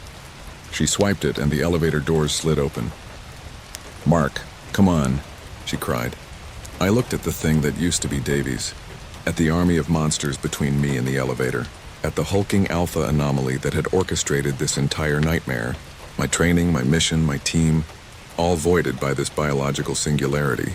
There was no protocol for this, only Contingency Directive 7, asset denial. I took a step back towards Chen, but then I stopped. On my belt were my 2 remaining M112 demolition charges, standard equipment for containment and demolition. A last resort for when sanitization fails and the only option left is to turn the whole damn place to glass. My 2 charges wouldn't be enough to neutralize the main creature, not with its insane regenerative abilities. But the cryotanks, they were filled with highly unstable liquid nitrogen. "Chen," I said into the comm, my voice eerily calm. "Get in the elevator, go on what?" "No, I'm not leaving you." "That's an order. Protocol 11B, mission leads discretion. You are to preserve the logs. You are to get out and you are to tell them what happened here. Tell them to bomb this place off the map." I armed the charges. The small red lights on them began to blink in a steady lethal rhythm. I looked at the advancing horde, at the thing that was my friend, and at the mastermind behind it all. "Go," I roared. Tears streaming down her face, Chen jabbed the button for the ground floor. The doors began to slide shut, her horrified face the last thing I saw. "Okay, you freaks are," I said to the empty room, my voice flat. "Let's see how you handle absolute zero." I threw the charges, one at the base of the largest cluster of tanks to my left, the other to my right. Then I raised the heavy bioscanner, the only object I had left, and charged not at the smaller creatures, but at the main one. I didn't care about trying to neutralize it. I just needed to buy a few seconds. The anomaly, the first and most powerful of them, met my charge with a forest of writhing tendrils. It enveloped me, its immense pressure crushing my suit. The pressure was absolute. My suit's integrity alarms blaring in a final, deafening chorus as the polycarbonate visor began to spiderweb with fractures. The last thing I registered through the cracking helmet was not darkness, but a brilliant, silent flash of white light as 2 suns of pure cold erupted in the room, a wave of absolute zero vaporizing everything in its path. My last conscious thought was a quiet prayer that Chen had made it out, that my sacrifice meant something. And then there was only the cold and the silence. I'm an oil rig worker, and I'm pretty sure we've drilled into something that's not on any geological survey. The deep sea is a different kind of dark. It's not the absence of light, it's a presence, a heavy consuming blackness that presses in on you, a physical weight that feels like it could crush the rig itself if it felt like it. I've been working on the Tartarus 7 platform for 6 years, a senior drilling technician, and I've never gotten used to it. Out here, 100 miles off the coast, the world is just our steel island, our P.O. box, and that endless hungry dark. It started 3 days ago. We were in the final stages of a new borehole, designated A17, pushing deeper than we'd ever gone before through a notoriously difficult stratum of basaltic rock. The geological surveys promised a rich reservoir, a sweet crude pocket designated the Lee the Deeps on the company charts. But the drill was fighting us every inch of the way, the torque readings spiking erratically. Then the vibrations changed. Instead of the grinding shudder of rock, it became a rhythmic, almost organic thrumming. It came up through the deck plates, a low-frequency hum you felt in your bones more than you heard with your ears. Old Man Hemlock, our foreman, just grunted over the rig-wide comm. Top drives registering inconsistent lithology. Probably just hit a Getek pocket .0. Happens. But then came the signal. Log, AO2-14, anomalous signal detected. Source, downhole sensor array. Borehole A17. Signal is non-geological. Repeating pattern. It wasn't seismic. It was a complex repeating pulse, picked up by the drill's own acoustic monitoring sensors. It was beautiful in a terrifying way, a series of clicks and whistles, layered and intricate like a whale song composed by a mathematician. We gathered in the control room, watching the audio visualizer paint green and blue patterns on the main display. Jenkins, our comms guy, had the raw data piped to his personal rig, running it through every spectrum analyzer he had. "This is it," he kept saying, his voice hushed. "The complexity, it's off the charts. It's not just a pattern. It's layered, like a language with syntax and grammar. First contact, I wasn't so sure. There was a quality to the sound, a predatory edge beneath the melody that set my teeth on edge. It felt less like a greeting and more like a lure.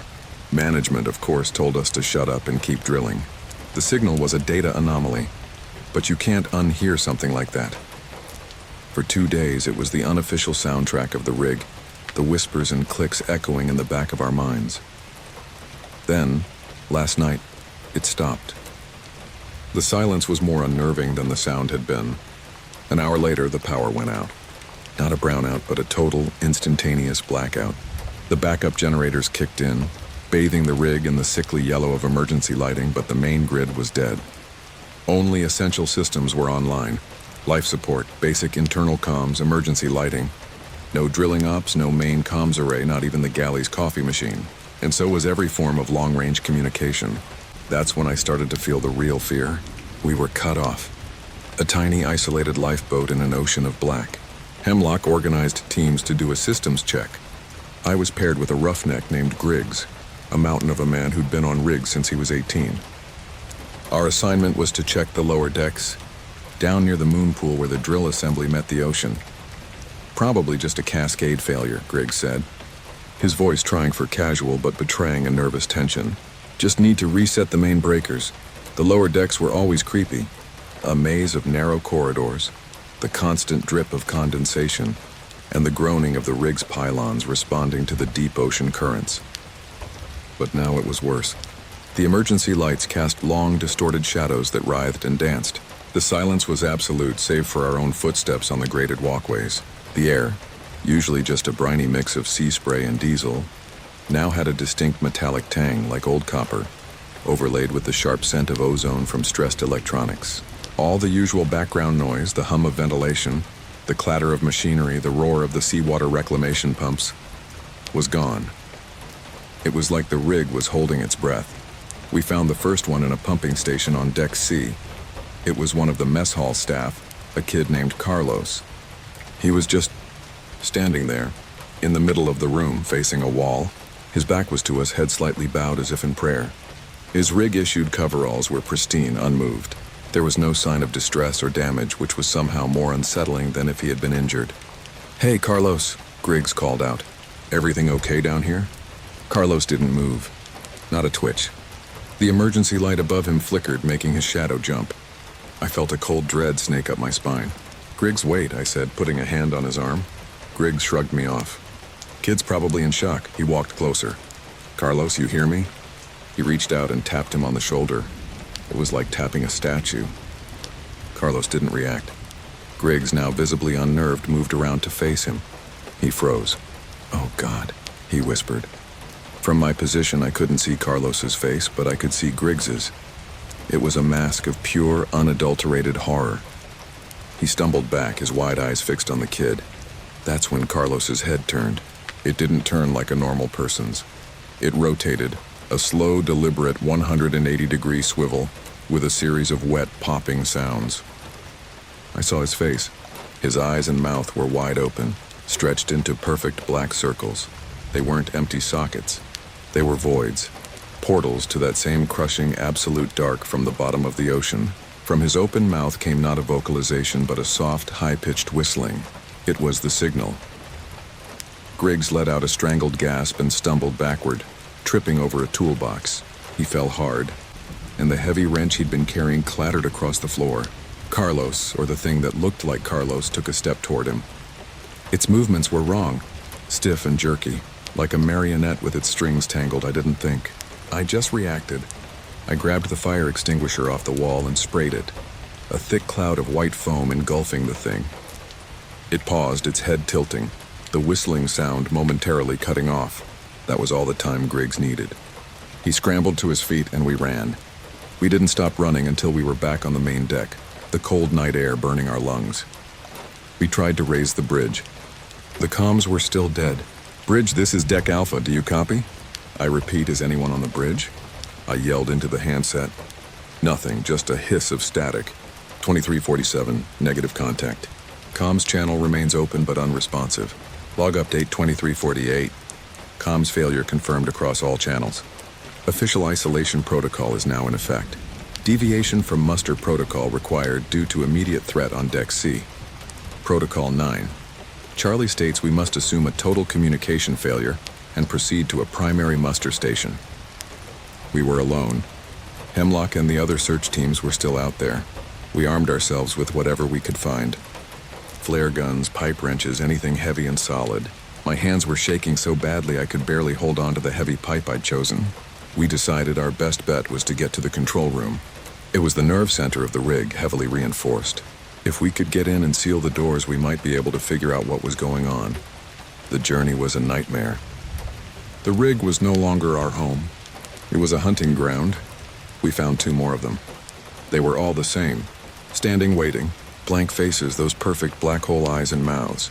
Each one was whistling that same layered tune, a harmony of a song that promised only oblivion. They didn't seem to see us, not in a conventional way, but as we passed, their heads would turn in unison to follow our progress. A slow, deliberate tracking that was more terrifying than any pursuit. They weren't hunting us, not yet. They were observing. We finally made it to the short access corridor leading to the control room. The door at the far end was ajar, and in the middle of the corridor, propped against the wall, was a figure. Even in the gloom, I recognized Hemlock's distinctive yellow hard hat. "Boss?" Griggs whispered, his voice trembling. The figure didn't move. A thick, viscous pool of dark residue was spreading out from its base on the grated floor, dripping slowly into the maintenance space below. As we got closer, I saw it wasn't Hemlock. It was his clothes, stuffed and distorted into a crude, man-like shape. His hard hat was perched on top. The whistling was coming from inside it, a low mono-frequency hum. As we stared, a long, pale tentacle, no thicker than a pencil, oozed out from under the collar of Hemlock's jacket. It was translucent, almost crystalline, and I could see a network of black veins pulsing inside it with a slow, steady rhythm. It didn't seem to have any bone structure. Moving with a fluid grace that was hypnotic and vile, it slowly, curiously prodded the wall, leaving a wet trail of a substance that smoked faintly where it touched the paint. Then another one emerged, and another from the sleeves. They were a part of the thing wearing our foreman's clothes. We backed away slowly. Griggs was hyperventilating. "What the hell is that?" "What the hell are they?" "They're not them," I said, the realization hitting me with the force of a physical blow. "It's something else. Something from down there. It's wearing them." The whistling from Hemlock's effigy grew louder, more complex. From the open door of the control room and from the corridors behind us came the answer. A chorus of clicks and whistles rising in a symphony of oral horror. They were communicating. They knew we were here. We didn't wait for them to act. We turned and ran for a different destination, the helipad. It was our only way out. The emergency chopper was up there. Jenkins, a certified pilot, was on the rig. If we could find him and get to the bird, we might have a chance. The stairwell to the upper decks was a cacophony of the alien song. They were on the move. We could hear them, their stiff, jerky footsteps clattering on the metal stairs below us, getting closer. We burst onto the helipad, the wind and rain a welcome natural chaos. The chopper was there, its blades tied down, and huddled near the cockpit door was Jenkins. "Jenkins, thank God," I shouted, running toward him. But he didn't turn. He was on his knees, his back to us, his shoulders shaking. "Not him too," Griggs moaned. But Jenkins wasn't one of them. As we got closer, I saw he was holding the rig's satellite phone, the one they kept in the chopper for dire emergencies. He was sobbing. "It's no use," he choked out, holding up the phone. The screen was black. Nothing. "I've tried everything. It's not just us. Everything's out. It's not a storm. It's a dome. A field of some kind. The signal can't get out." He looked up at us, his face a mess of tears and terror. I saw it on the short-range sonar and sub-bottom profiler before it all went down. After the signal from the borehole stopped, something else started. It's not a material barrier, it's an energy field, some kind of acoustic dead zone. A perfect sphere.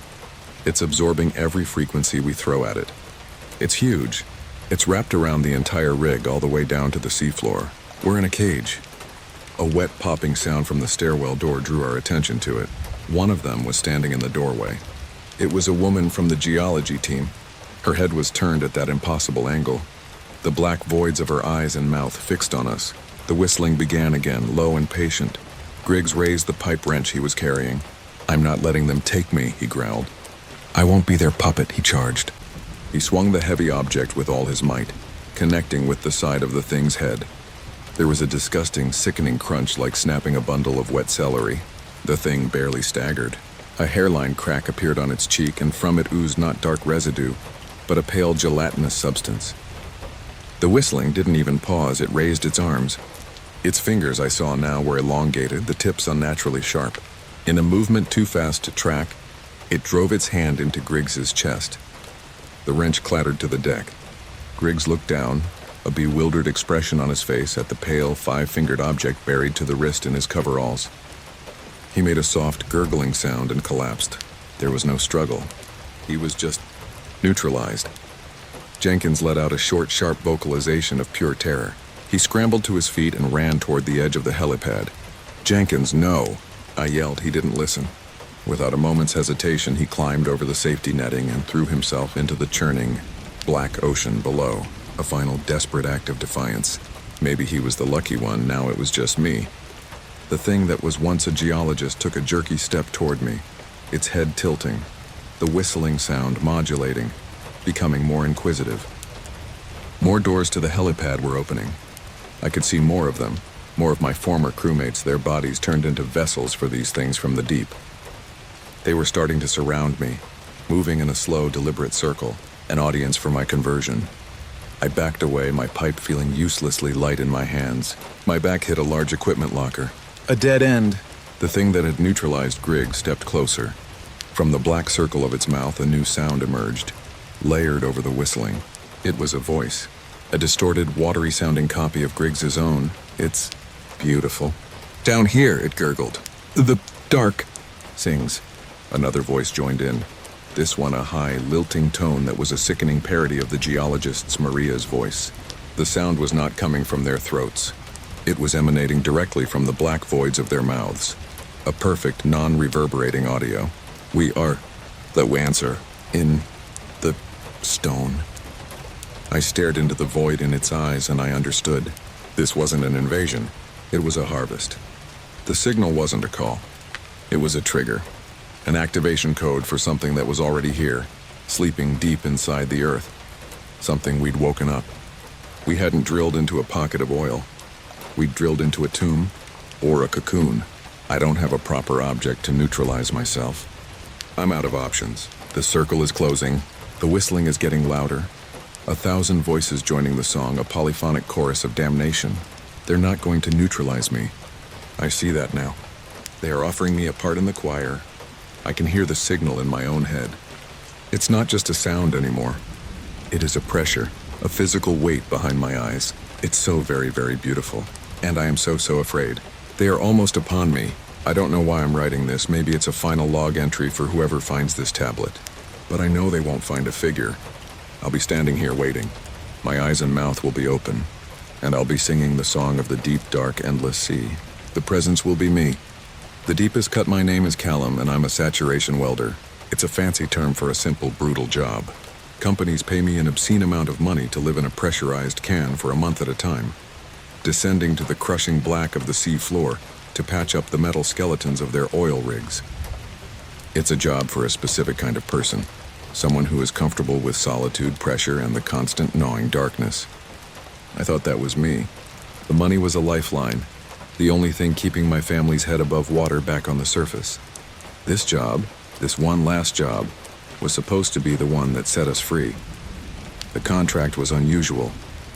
Decommissioning work on Hades 7, a rig that had been silent for a decade. The official story was that it was structurally unsound after a subsea tremor. The pay was triple the going rate. That should have been the first red flag. No one pays that kind of money for a simple cut and seal job. But the number they offered wasn't just a number. It was a future. It was a way out. My handler, Anya, ran me through the briefing from her cozy control room on the surface vessel, the St. Elmo's Fire. Her voice was a warm, reassuring presence in my earpiece, a stark contrast to the cold. Clinical readouts on my dive suit's HUD. Her standard procedure, Cal. Get down there. Sever the 6 primary support struts and get out. The rig is a presence town. Power's on a backup generator. Just enough to run essential life support and lighting on the decks you'll need. Don't go exploring. Copy that, Anya, I'd said, my voice tight. Just point me at the metal dot. The descent was always the worst part. The world shrinks to the confines of your helmet. The only sounds the hiss of the recycler and your own heartbeat. A frantic drum against the immense silent pressure of the ocean. My submersible, the Angler, crept down through the layers of blue, from turquoise to sapphire, then to the deep eternal ink of the abyss. The pressure gauge climbed steadily. 200 meters, 400, 600. Down here, the water doesn't just surround you, it weighs on you. A physical manifestation of your own isolation. Hades 7 emerged from the gloom like a skeletal behemoth, its steel limbs caked in a decade of marine growth. Emergency lights flickered here and there, casting long dancing shadows that played tricks on the eyes. It looked wrong. Not just abandoned, but violated. There were gashes in the superstructure that didn't match any decommissioning plans I'd seen. They looked like claw marks, giant ones. Beginning my approach to the primary airlock, Deck 4R, I reported, my voice a low murmur. Copy, Cal. I'm reading a stable atmosphere inside. You're clear for entry. The Angler docked with a solid metallic thud. I cycled the airlock, the hiss of equalizing pressure a familiar sound. When the inner door slid open, I stepped out onto the deck of Hades 7. The air inside tasted stale, recycled a million times over. A faint metallic tang of ionized helium from the scrubbers lingered at the back of my throat, mingling with the cloying, sweet scent of decay and old oil. The lights hummed and flickered erratically, throwing everything into a dizzying strobe effect. The silence was absolute, broken only by the drip, drip, drip of water from a cracked ceiling conduit. Anya, you getting this? I asked, my hand resting on the cutting torch secured to my hip. The lights, they're flickering down here. Power grid's unstable. Copy that, Cal. Seeing fluctuations on my end, too. Probably just the old girl groaning. Stick to the plan, she replied, though a new tension had entered her voice. Cut the struts. Let's get you home. I made my way toward the first strut, a pillar of steel as thick as a redwood. My mag boots clanked heavily on the grated floor. The place was a mess. Tools were scattered everywhere. Data pads lay smashed on the floor and a thin layer of silt covered everything, disturbed only by my own footprints. It was as if the crew had simply vanished mid-shift. Then I saw the first sign that vanished wasn't the right word. It was a dark reddish-brown stain on the wall of the corridor leading to the mess hall. It spread out from behind a sealed bulkhead door, a dark arterial pattern that looked disturbingly organic. Not rust. I'd seen enough rust to know its texture, its color. This was different, Ianyari, I said, my voice low. There's something on the wall here. A stain. Looks like, well, it doesn't look like oil. There was a pause.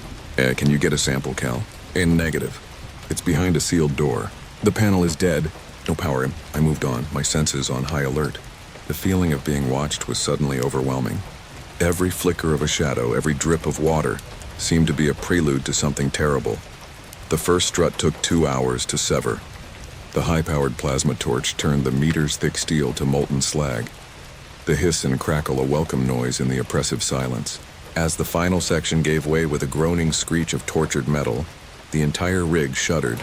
1,000 miles above me, Anya confirmed the cut. 1 down, 5 to go, Cal. You're making good time. It was on my way to the second strut on a lower deck that things truly began to unravel. The path led me past the med bay. The door was ajar, swinging gently in some unfelt breeze. Protocol screamed at me to keep moving. Curiosity, that fatal human flaw, pulled me in. The med bay was a charnel house. Medical equipment was overturned, cabinets flung open. But it was the biobed in the center of the room that held my attention. The straps were undone, and on the white sheets was a massive stain of dark residue. Not just a stain, but a smear, as if something had been dragged from the bed, fighting all the way. On the floor, a trail of the same dark residue led out of the bay and into the darkened corridor beyond. My heart was a jackhammer in my chest. Anya, you need to see this. I'm in the med bay. It looks like there was a struggle. There's There's a lot of dark residue.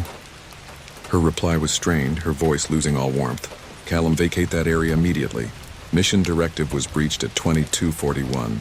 Return to primary objective. I backed out of the room, my torch held in front of me like an object. The trail of dark residue led down the corridor, disappearing into the pitch blackness where the lights had completely failed. I could hear something now, faintly. A wet, dragging sound. Shaking, I forced myself to move on, descending a ladder to deck 6. This level was even worse. The lights were completely out, forcing me to rely on my helmet's floodlight. Its powerful beam cut a cone of white through the black, but it only served to make the surrounding darkness seem more absolute, more threatening. Marine growth was thicker here, pushing through cracks in the hull. The air was wet and heavy, smelling of brine and something else, something rotten. The dragging sound was louder here, closer. It seemed to be coming from all directions at once. I swept my light across the corridor, revealing nothing but empty, dripping walls. "Anya, I hear something," I whispered, my breath fogging the inside of my visor. A dragging sound. There's nothing on my sensors, Cal. No life signs, no movement.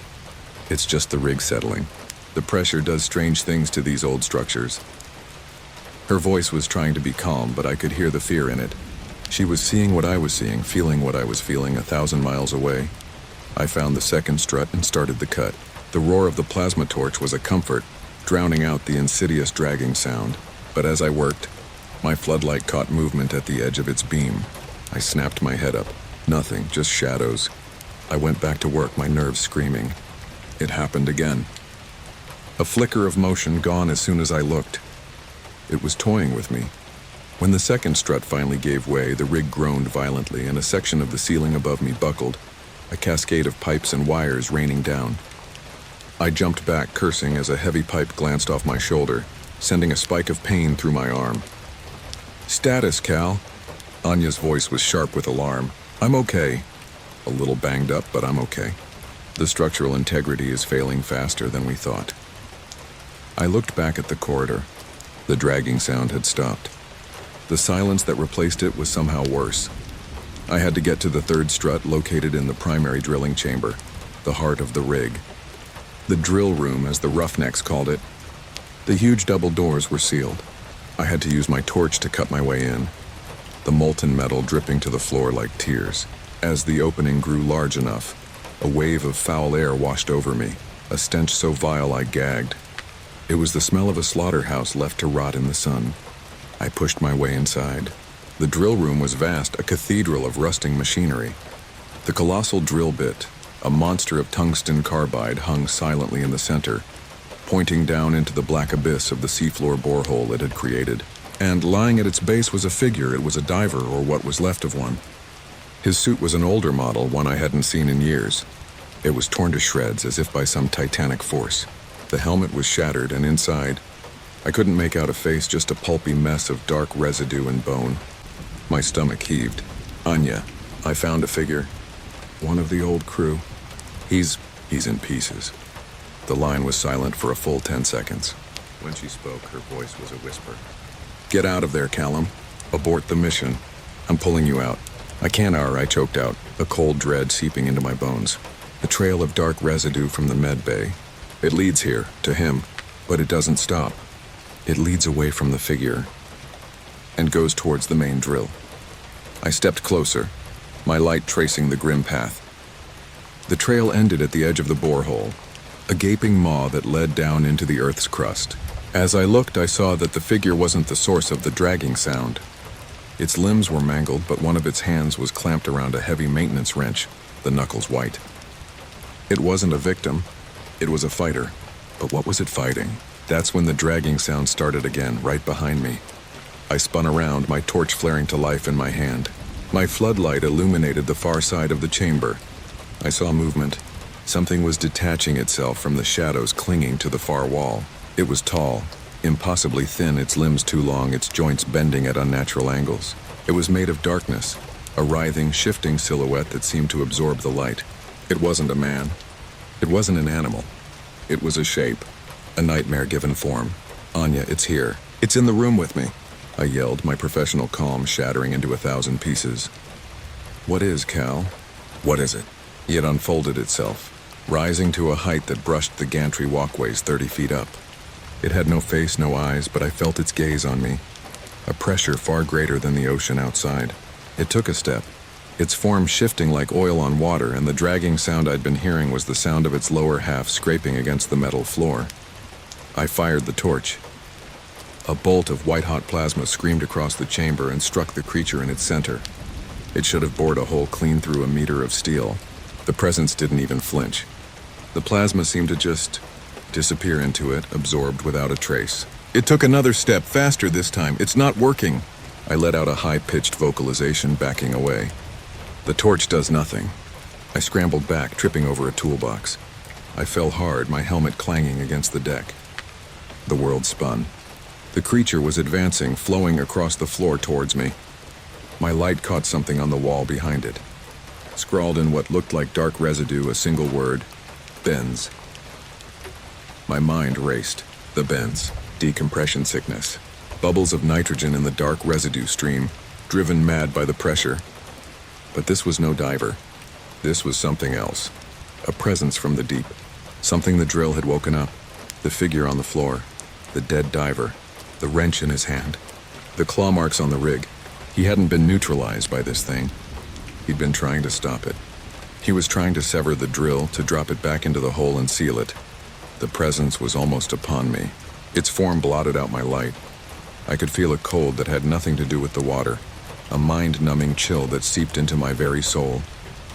A primal, high-pitched vocalization erupted from it, a sound that bypassed my ears and drilled directly into my brain. A sound of crushing pressure and eternal, lonely hunger. The struts? I gasped into the comms. Anya, it wasn't a decommissioning. It's a quarantine. They didn't want to scrap the rig. They wanted to drop it into the borehole. To bury this thing. Now, Cal, run, she vocalized, her control breaking. But I knew there was nowhere to run.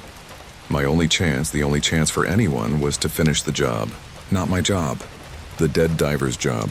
I scrambled past the advancing horror, grabbing the dead man's heavy wrench. It was impossibly heavy, an ancient, brutal object. The creature turned, its faceless head tracking my every move. I ran for the drill's primary release clutch. It was a massive lever, rusted and frozen in place. I put the wrench on the bolt and threw my entire weight against it. The metal groaned in protest. The creature was right behind me, a wave of freezing darkness. I could feel its touch on my back, a searing cold that burned through my suit. I let out a guttural vocalization of my own, a sound of pure, desperate effort. The bolt turned. With a deafening crack, the release mechanism gave way. The massive drill, tons of tungsten and steel, shuddered and dropped. It slid from its housing, plunging down into the borehole with a sound like the end of the world.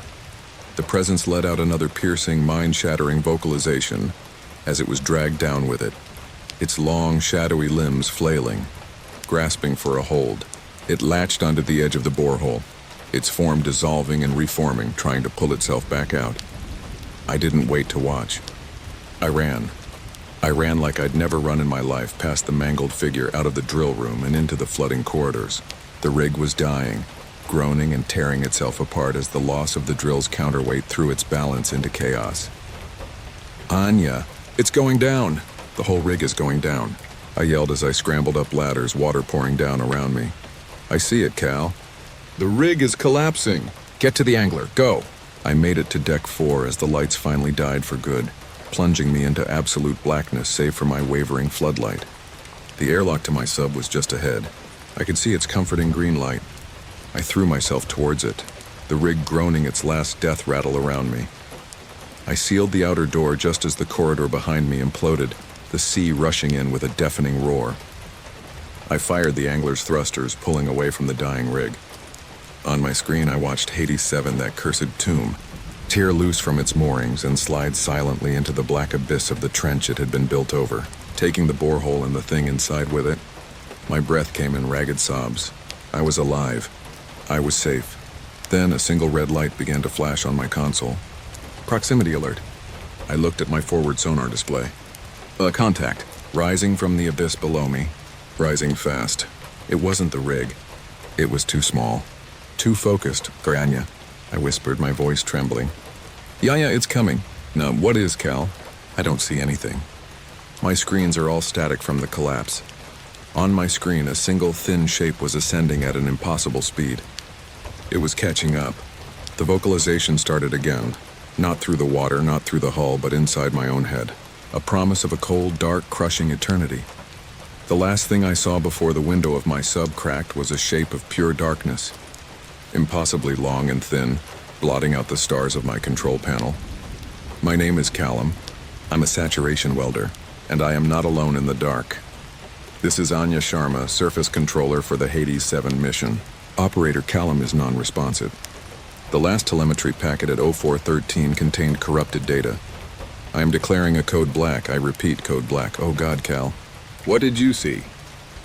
The sitter, my job title was Charm Content Analyst, but that was just a sanitized way of saying I watched the worst things the internet has to offer.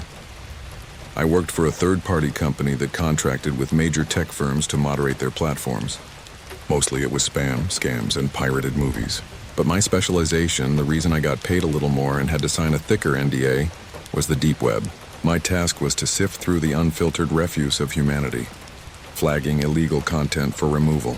The room was always cold, always quiet except for the server hum and the faint, acrid smell of ozone from the overworked hardware. A scent like a distant thunderstorm trapped in a jar, sharp and metallic. A windowless box in a nondescript office building, one of thousands. We were ghosts in the machine, our presence only noted on timesheets and in the digital logs of our workstations. We worked in shifts, isolated from each other in our little cubes of misery, staring into the abyss so others wouldn't have to. You develop a thick skin. You have to. You learn to dissociate, to see the horrors not as real events happening to real people but as data points. A video of a cartel execution becomes weird graphic violence. Category 3.00. Child abuse becomes Archer Talber CSAM. Flag 9. Immediate escalation. We had protocols for everything. A flowchart of human depravity. A subclassification for every possible violation. Click tag next. The motion becomes mechanical. A somatic defense mechanism designed to protect what's left of your soul from the constant barrage of digital trauma. But some things bypass the firewalls you build in your own mind. They burrow under your skin and make a home there. For me, that thing was a video simply titled Gallers the Sitter, logged under accession number 7B41. It came in on a Tuesday around 3 a.m., the witching hour when my brain was already frayed from 8 hours of digital filth. The thumbnail was innocuous, just a grainy shot of a baby's crib in a dimly lit room. It was low resolution, probably from an old webcam with significant artifacting. The file size was small. I almost dismissed it as a corrupted file or a test video. I clicked play. The video opened with static, then resolved into the image from the thumbnail. A nursery. A little mobile with faded yellow ducks hung silently over the crib. In the corner, a rocking chair sat empty. The timestamp in the corner read 10:47 p.m. For the first 5 minutes, nothing happened. This wasn't unusual. Sometimes people uploaded hours of security footage, accidental recordings from unsecured IP cameras. My job was to scrub through it, a digital beachcomber. I fast-forwarded, the frames blurring together, scanning the progress bar for any spikes in the motion data. At the 15-minute mark, the timeline showed a flicker of activity. I backed it up. The baby in the crib stirred. It made a soft cooing sound, then started to fuss. A door creaked open off camera. A figure entered the room. It was a young woman, maybe late teens or early 20s. The unsitter, I assumed. She looked tired. She walked over to the crib and gently picked up the baby, rocking it in her arms. She whispered to it, her voice too low for the cheap microphone to pick up. The baby quieted down. Everything seemed normal. Boring, even. I was about to tag it keyword no violation, benign content, and move on to the next item in the queue. My metrics depended on clearing a certain number of files per hour. That was my mistake. I let the video play at normal speed. The sitter placed the baby back in the crib, tucked it in, and then sat in the rocking chair, pulling out her phone. The familiar blue light of the screen illuminated her face. She scrolled, completely absorbed. The minutes ticked by on the timestamp. 11 p.m., 11:15 p.m., 11:30 p.m. The baby slept. The sitter scrolled. The silence in the video was heavy, punctuated only by the faint rhythmic creak of the rocking chair. Then, at 11:42 p.m., something changed. The sitter froze. She slowly lifted her head, her eyes wide, staring at something off camera in the direction of the open door. The light from her phone cast long, dancing shadows on the wall behind her. She put the phone down, her movements stiff and deliberate. She stood up and walked cautiously towards the door, disappearing from the frame. I leaned closer to my monitor. My heart started to beat a little faster. The empty rocking chair continued to sway, as if she had just gotten up. A full minute passed. The room was silent except for the soft breathing of the baby. Then I heard it. A sound from the hallway, a wet dragging noise so low on the audio spectrum I almost missed it. I boosted the gain on my headset. It was faint but unmistakable. Scrape, drag, pause. A rhythmic shuffling pattern that spoke of immense effort. Scrape, drag, pause. The sitter reappeared in the doorway. But she wasn't the same. Her face was slack, her eyes vacant and staring straight ahead, not at the camera but through it. Her movements were jerky, unnatural, like a miscalibrated animatronic or a video lagging from packet loss. She walked back to the rocking chair and sat down. Her posture rigid, her spine perfectly straight. She didn't pick up her phone.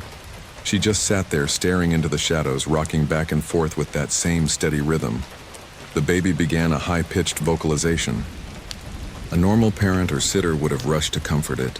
The woman in the chair didn't move. She just rocked, back and forth, back and forth.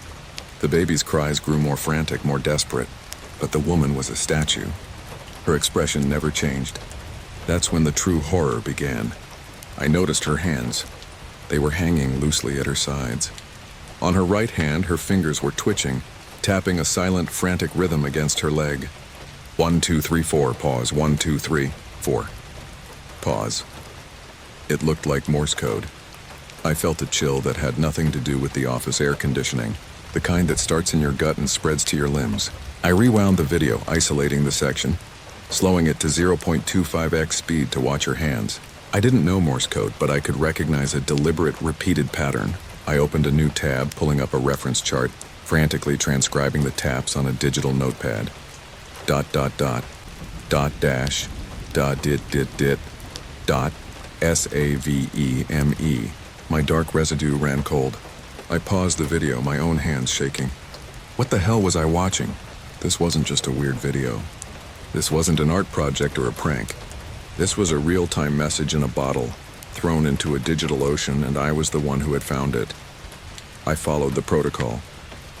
I hit the escalating button, which would flag the video for my manager, Mark, and simultaneously send the file and its encrypted metadata to a law enforcement liaison. The system required a detailed justification for Level 1 escalation. I typed a brief clinical summary in the mandatory text field. Video file, the sitter. Potential hostage situation. Subject appears to be communicating distress via Morse code, but I couldn't stop watching. I had to know what happened. I pressed play again. The woman was still rocking. The baby was still crying.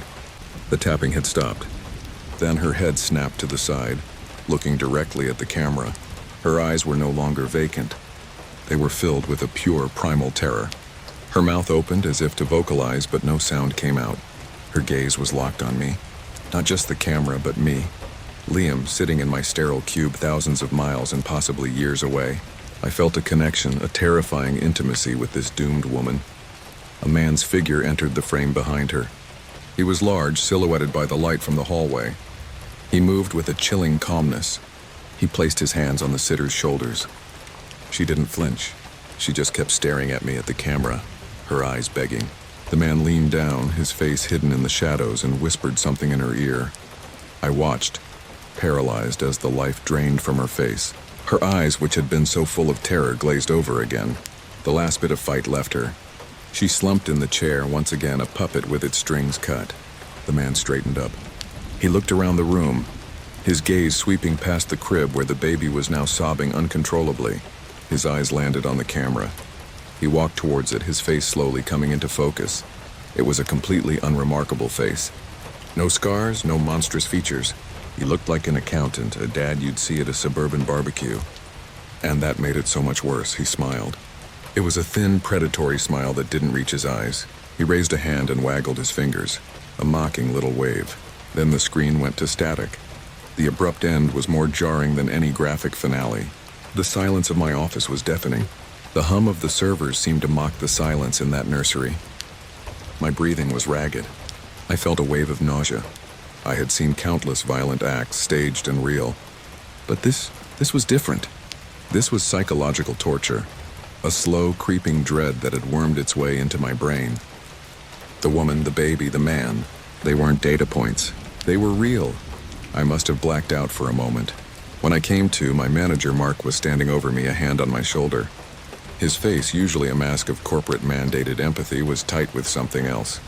Liam, Mark's voice was clipped, professional. The system flagged your session.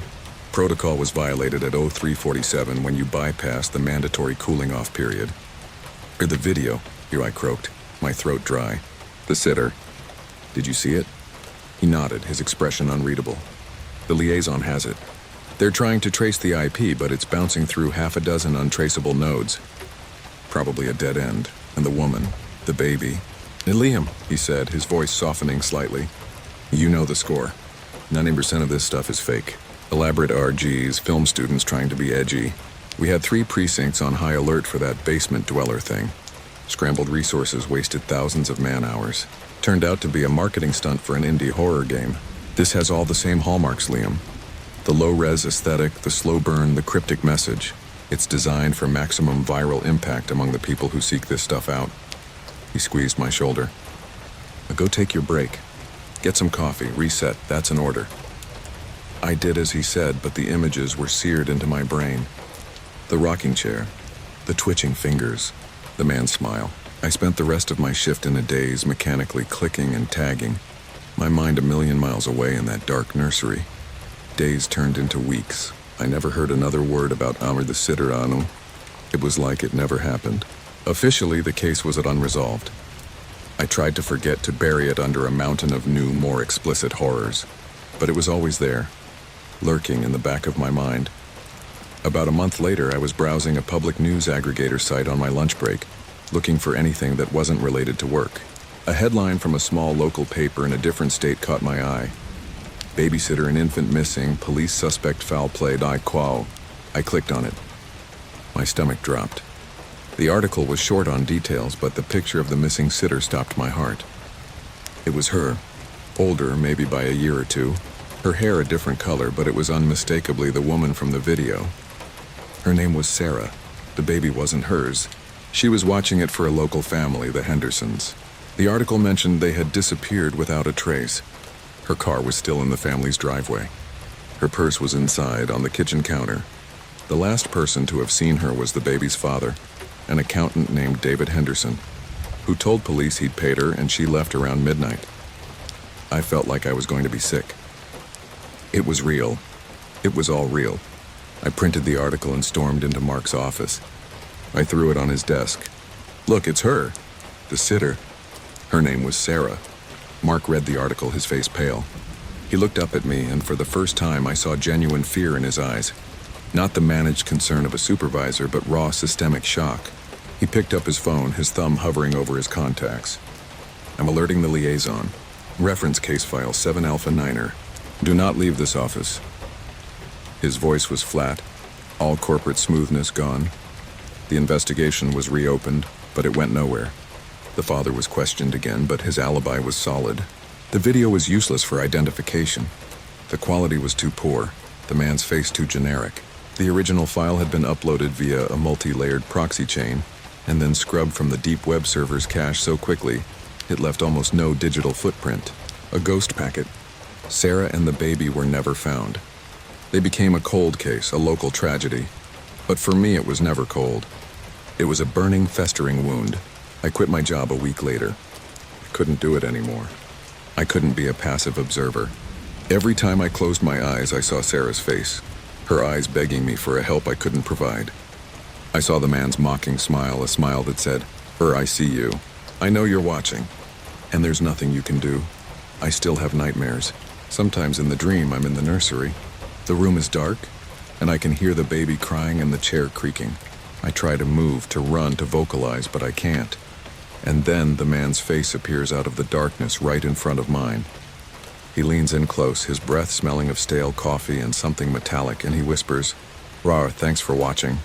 I know he's still out there, and I know he records his work. Maybe one day another content analyst, sitting in another windowless room at 3 a.m. will click on a video. Maybe it will be called Harsh the Dog Walker, or None the Plumber. And they'll see another pair of terrified eyes, another silent plea for help. And they too will be helpless, because we're not the watchers. We're part of the show, and the price of admission is a piece of your soul." The briefing was simple, clinically detached, as they always are. A level 3 biocontainment breach at Argus Labs. That's all the manifest said. Some experimental microbe got loose from its petri dish. Our job, as Hazmat Sterilization Unit 7, was to go in, assess, sterilize everything with extreme prejudice, and bag what was left of the research team for analysis. It was standard procedure, a rhythm of protocols and checklists we'd run 100 times. A spill, a leak, a mistake. We were the janitors for geniuses who pushed the envelope too far.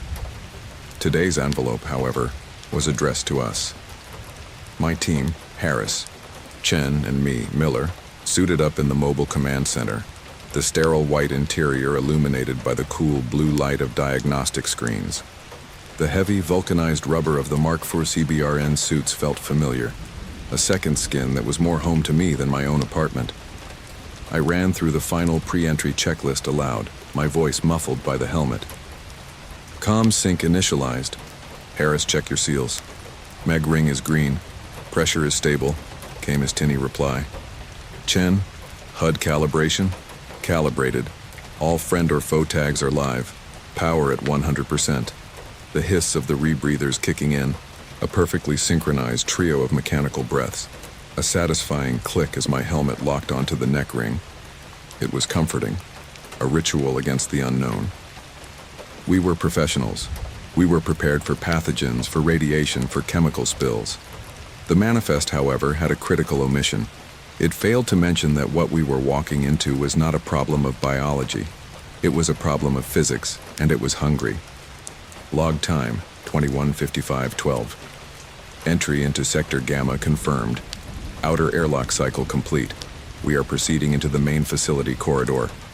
Atmospheric pressure stable at 101.3 kPa. All systems nominal. Inside, the lab was a silent testament to chaos. Papers, dense with equations and biological diagrams, were scattered like autumn leaves across the sterile tile floor, crunched under our boots. Heavy-duty lab chairs were overturned, some thrown clear across the room with a force that had dented the reinforced concrete walls. A fine, almost imperceptible layer of reddish-brown dust coated every horizontal surface, from the stainless steel countertops to the keyboards of the computer terminals. The distinct, sharp scent of ozone from overloaded circuitry cut through, the sterile filter of my rebreather, an acrid undertone beneath the expected chemical sterility. Emergency lights cast long, distorted shadows, painting the scene in a flickering, sickly yellow that made everything look jaundiced and ill. Harris's thermoluminescent dosimeter clicked softly, a steady, unalarming rhythm that was more reassuring than any words.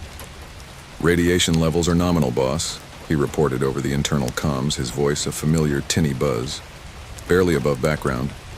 Beside it, however, a new sound emerged. My suit's integrated electrostatic field meter began to chirp, erratically, a high-frequency staccato that was starkly different from the dosimeter's steady click. It indicated a massive localized static charge, but the air was chemically inert. An anomaly. I made a mental note. "Air quality's clean," Chen added from my 6, her own array of sensors running diagnostics. "No airborne pathogens detected via aerosol mass spectrometry. Particulate count is high, but composition is non-biological. Mostly silicates and carbon. No microbial signatures." Strange. If a virulent microbe had breached containment, our suit sensors should be screaming bloody murder. The air should be a toxic soup. Maybe the automated sterilization systems, the scrubbers, had contained the bioagent faster than we'd been briefed. A hopeful but unlikely thought. We moved deeper into the facility, our reinforced boots squelching on something tacky and uneven on the floor. I signaled a halt, crouching to get a better look. my helmet lamp focusing a bright white circle on the ground. It wasn't dust this far in. It was dark residue, dried and flaked into a brittle crust. Under the light, it had a crystalline structure, like rust or dried sugar, but it was spread in patterns that suggested a liquid origin, a very large amount of liquid. It wasn't pooled. It radiated outward from a central point in fine, intricate, fractal-like patterns. I scraped a small sample onto a collection slide. Log time, 22:18:45. Primary research bay reached. Visual contact with casualty 1 confirmed. Hazard level reevaluation pending. Proceeding with caution. We found the first figure in the main research bay sprawled near a bank of shattered high-performance liquid chromatography machines. The ID tag clipped to his pristine lab coat read, Dr. Eris Thorne. From his position, it looked like he was trying to crawl towards the emergency cutoff switch, his fingers still outstretched. He wasn't torn apart, not maimed in any way a normal pathogen or panicked human might inflict. He was just empty. His skin was a pale, waxy canvas, his eyes wide with a profound terror that had been flash-frozen onto his face. His mouth was open, but no sound had escaped. Our training dictates we treat every figure as a potential vector. Chen, get biometric readings, I ordered, my voice flat. Scanning and no life signs, Miller. No residual thermal signature. Body temperature is at ambient. Rigor is inconsistent. This doesn't align with standard post-mortem timelines. She paused, analyzing the data. Cellular structure is compromised. Massive lysis across all tissue samples, but no viral or bacterial agent is present. It's as if every cell simultaneously ruptured from an internal pressure differential. No known pathogen works this way. There were no visible wounds, no punctures, no lacerations. But beneath him, the floor was stained with a massive, almost artistic puddle of the same dark residue we'd seen in the hall. It was as if he'd been drained from the inside out. What in God's name kind of microbe does this? Harris muttered, his usual cocksure bravado finally cracking. He took a nervous step back. That's when a new sensation began. A low hum, a vibration that started in the soles of our boots and worked its way up into our bones. It wasn't a sound we heard with our ears, not at first. It was a feeling, a pressure, a thrumming that seemed to resonate inside my own skull. Audio sensors are picking it up, Chen reported, her voice tight. A low-frequency hum, approximately 22 hertz. It's below the typical range of human hearing, but the amplitude is increasing. Source is indeterminate. It appears to be omnidirectional. It's not acoustic, Miller. The energy signature is exotic. It's interfering with my short-range telemetry. My skin prickled under the thick layers of the suit. This wasn't a standard cleanup anymore. This was a containment of something entirely new. Log time 22:35:10. Approaching primary containment chamber, presumptive source of the breach and the low-frequency emission. Chamber integrity appears compromised. The hum grew in intensity as we navigated the maze of overturned equipment, leading us inevitably to a large circular chamber at the heart of the lab. The primary containment chamber, 10-centimeter thick borosilicate plating, rated to withstand a small explosive detonation and contain a level 4 bioagent. Or it was. Now, the reinforced glass was a spiderweb of massive, radiating cracks. The control panel beside the door was dark, shattered, sparks periodically spitting from frayed wiring. Inside, suspended in the geometric center of the room, was a thing, the source of the hum, the reason for the breach. It shimmered, a vaguely humanoid shape made of shifting, impossible shadows and a faint, internal light that seemed to absorb more than it emitted. Its form was unstable, coalescing and dissolving moment to moment, its edges blurring like heat haze on asphalt. It was what was left of specimen 734, I could only guess, and it was nothing biological. It was a tear in the fabric of what was supposed to be real. As we watched, mesmerized and horrified, it seemed to notice us. It turned its head, a denser collection of the swirling darkness, towards the fractured window. The hum intensified to an audible, gut-wrenching thrum. "My God," Chen whispered. "A flagrant violation." Chen, vocal outburst recorded at 22:37:58. Maintain comms discipline per protocol 412. I said, my voice strained, but the reprimand was automatic, a reflex of my training against the rising panic. A sharp burst of static erupted over the comms, drowning out her apology. Signal-to-noise ratio is dropping below operable thresholds, Harris yelled, his words distorted. Something's actively jamming us. Fall back. Now, I yelled, but my orders were lost in a screech of white noise. Chen let out a choked vocalization of pure terror. Before we could move, the thing phased through the cracked glass. It didn't break it further. It didn't need to. Its form decohered, flowing like smoke through the molecular structure of the barrier and reforming on our side with a sound like tearing silk. Harris, ever the first to act, raised his industrial containment sprayer, a pressurized canister of sterilizing foam, a completely useless chemical object against something that was clearly not part of the physical world. The non-corporeal presence drifted towards him, silent and inexorable. Log time, 22:38. Entity has breached containment. I repeat, entity has breached containment. Team integrity compromised. It didn't touch him, not in any way we understand. The shimmering void of its form just passed through him. A ripple of distortion passed over his suit. For a single horrifying second, I could see the wall behind him through his chest. Harris crumpled to the floor as if his strings had been cut. His suit, its internal pressure maintained by a complex system of regulators, deflated with a sad final hiss. His helmet lolled to the side, and through his faceplate I saw his eyes go wide. A perfect mirrored image of the doctor's petrified stare. A thick torrent of dark residue poured from his mouth and the seals of his helmet, not flowing but erupting, crystallizing almost instantly as it hit the air. Harris's suit telemetry just went critical. Chen's panicked voice cut through the static. All biometric readings flatlined simultaneously. Catastrophic systems failure. He was already a figure, another specimen for the collection.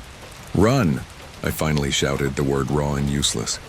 I grabbed Chen's arm, pulling her back from a state of frozen shock. We scrambled, our heavy boots finding no purchase on the slick, residue-dusted floor. We fled back the way we came, the unnerving hum of the presence following us. It was a palpable wave of cold and silence that seemed to cancel out all other sound. It wasn't hunting us in a predatory sense. It was just expanding its territory. We were just obstacles, insignificant contaminants in its path. Chen tripped. Her boot caught on an overturned supply cart. The impact was jarring, sending her sprawling. I turned to pull her up, my gloved hand outstretched, but I was too late. She was already gone, her body convulsing violently as the shifting shadow passed over her. Her brief, terrified vocalization was cut short, absorbed and nullified by the suffocating silence it brought with it. Her suit stiffened, then went limp. I didn't need to check the telemetry. I didn't need to see the dark residue. I knew what I would find. I was alone. Log start 22:50:15. Final audio-visual recording, Miller lead. Status critical, biometrics elevated. Suit integrity. Nominal, what power fluctuating. I made it to the decontamination airlock at the facility entrance. The heavy inner door was sealed. The outer door, our only way out, was 30 feet and a 2-minute chemical shower away. Above the inner door, a red quarantine light pulsed, bathing the corridor in a slow, rhythmic heartbeat of doom. I was hammering on the reinforced plexiglass port, my gloved fists making dull, pathetic impacts that were swallowed by the suit's insulation. Control, this is Unit 7 Lead Miller. Do you copy? I am the sole survivor. Requesting emergency cycle. Override quarantine protocol designation Omega-9. Acknowledge, damn you! Acknowledge. My voice was hoarse, begging. My HUD flickered with a comms offline error. Only silence came back. They were there. I knew they were. Listening, watching my camera feed. Weighing my life against the potential for contamination. An easy calculation for them. The life of one operator versus an unclassified transdimensional threat. The protocol is clear. Sacrifices must be made. Behind me, the corridor grew dark. Not a natural shadow, but an active devouring of light. The emergency fixtures flickered and died as the presence advanced. The temperature plummeted, and I watched frost bloom across the inside of my faceplate, my breath crystallizing in the frigid air. The suit's internal heater kicked on, a futile effort against the absolute cold. My HUD flashed a dozen new warnings. External temp below sensor threshold. Power drain detected. Rebreather oxygen levels critical. The hum filled my entire being, the vibration so intense my teeth ached. The final log entry is from my suit's camera. The last thing it saw before the signal cut out entirely was my face twisted in a final, soundless vocalization as the shifting, oily shadows reached the airlock door and began to pour through the seams. Not like a gas, but like a liquid that ignored gravity. They never opened the door. Protocol, I suppose. You can't risk letting the contamination out. My presence is probably in there with it now. Another silent, shimmering specimen in the collection. They'll send another team. The briefing will be simple, and they'll suit up, confident in their training and their technology, and another team after that. And they will keep coming until someone at control finally understands that you can't neutralize something that was never really alive in the first place. Something that treats our reality like a cage to be broken. Abyssal contamination. The call came in at 02:17 a.m., a level 4 hazard alert from Poseidon Deep, a benthic research habitat that officially specialized in extremophile biology. Unofficially, we all knew they poked at things man was never meant to find. My team, Saturation Diving Unit 7, was spun up from decompression. 4 of us, me, Elias, Maya, and Ben. We were the cleanup crew for the Abyss. The people they sent in when an experiment on the seafloor went so wrong that the scientists were no longer answering comms. The briefing on the DSV Odyssey was short. The journey down was silent. The hum of the diving bell's environmental controls the only sound against the immense crushing pressure of the midnight zone. We suited up in the bell as we descended.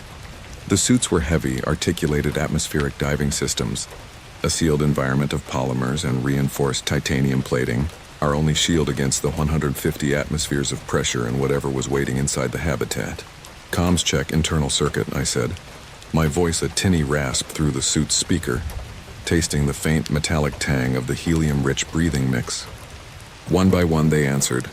Elias, our systems specialist, sounded nervous. Maya, our dive medic, was calm as ever. Ben, the heavy tool specialist, just grunted an affirmative. The habitat, Poseidon Deep, was a series of interconnected modules anchored to the abyssal plane, visible only on our sonar until we were nearly upon it. Emergency strobes cast a sickly yellow glow over the main docking port, which was slightly ajar, venting a slow, steady stream of bubbles. A catastrophically bad sign. Those hatches were designed to withstand the crushing force of the ocean itself. For one to be open during a lockdown meant the situation had deteriorated beyond any standard protocol. Topside, be advised. Primary airlock integrity is compromised, I reported, my voice flat. We exited the bell and crossed the short gantry to the habitat, entering in a standard diamond formation, me at point. The air inside the first chamber was frigid and smelled of ozone from fried electronics. Our magnetic boots clanked on the grated deck plating, the only sound in the dead facility. The reception module was pristine but empty. A monitor was still on, displaying a looping logo for the corporate entity that funded this place. It was eerily normal. I'm not getting any life signs on the bioscanner. Elias murmured over the comms, his screen projecting a holographic overlay onto my visor. Not active ones anyway, just residual thermal signatures. Fading fast.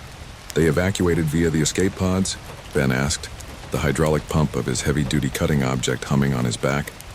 No distress beacon was launched, I said, sweeping my light down a long, pressurized corridor. The viewports on either side showed nothing but absolute, impenetrable blackness. Let's move to the primary biolab. That's where the alert originated. The deeper we pushed into the habitat, the more the pristine facade crumbled. We passed personal quarters with sealed bunks and floating tablets, everything secured for deep-sea life. Then we saw the first sign of real trouble. The bulkheads were stained with what looked like dried, dark residue, great black and viscous splashes that decorated the sterile white walls like some grotesque art installation. Maya moved forward, her boots sticking slightly to the deck. She knelt, using a collection tool to scrape a sample into a containment vial.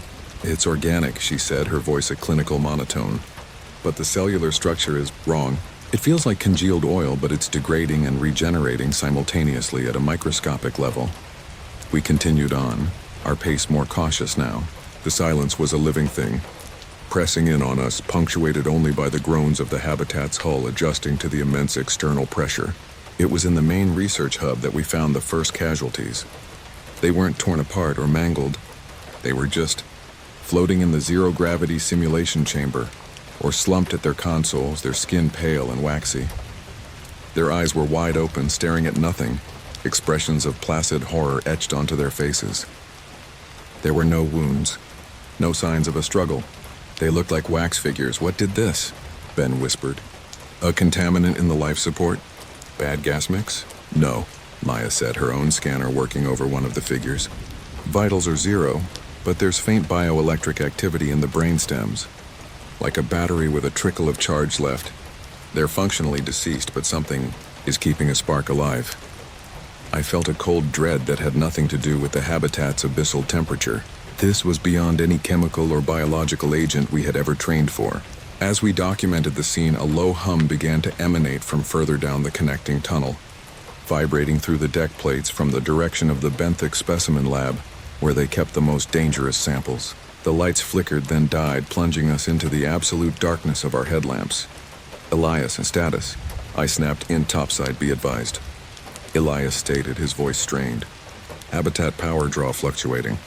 Power umbilical integrity protocol was violated at 0347. The primary conduit is shorting out, but that's not what's causing it. I'm reading a massive parasitic energy surge from Sector Gamma. Something is drawing a ridiculous amount of power.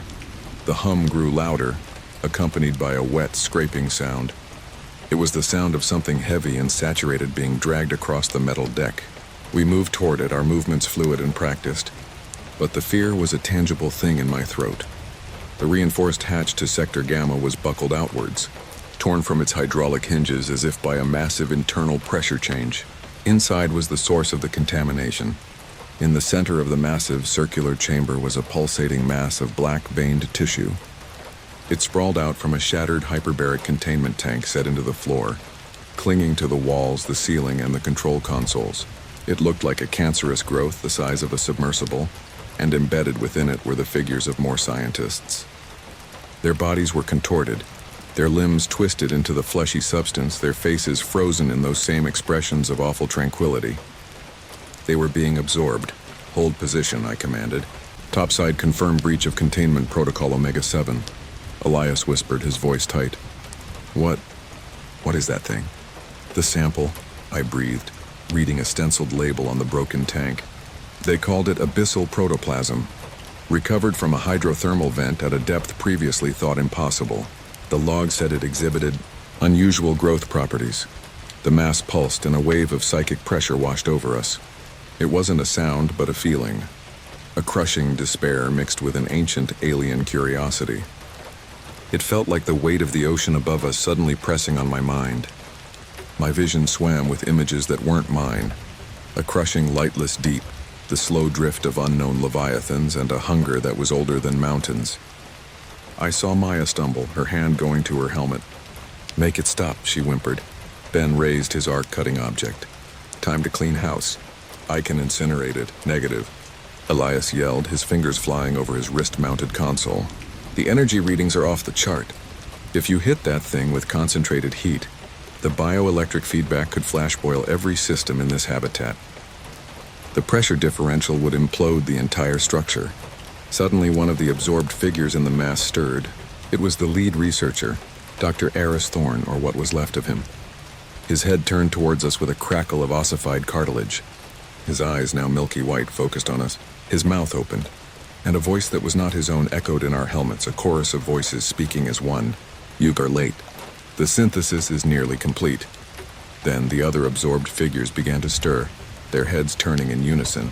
A high-pitched vocalization echoed from deep within the biomass, a sound that vibrated in our bones and through the water outside. The mass began to retract, pulling its tendrils from the walls and consoles, coalescing around the central containment tank.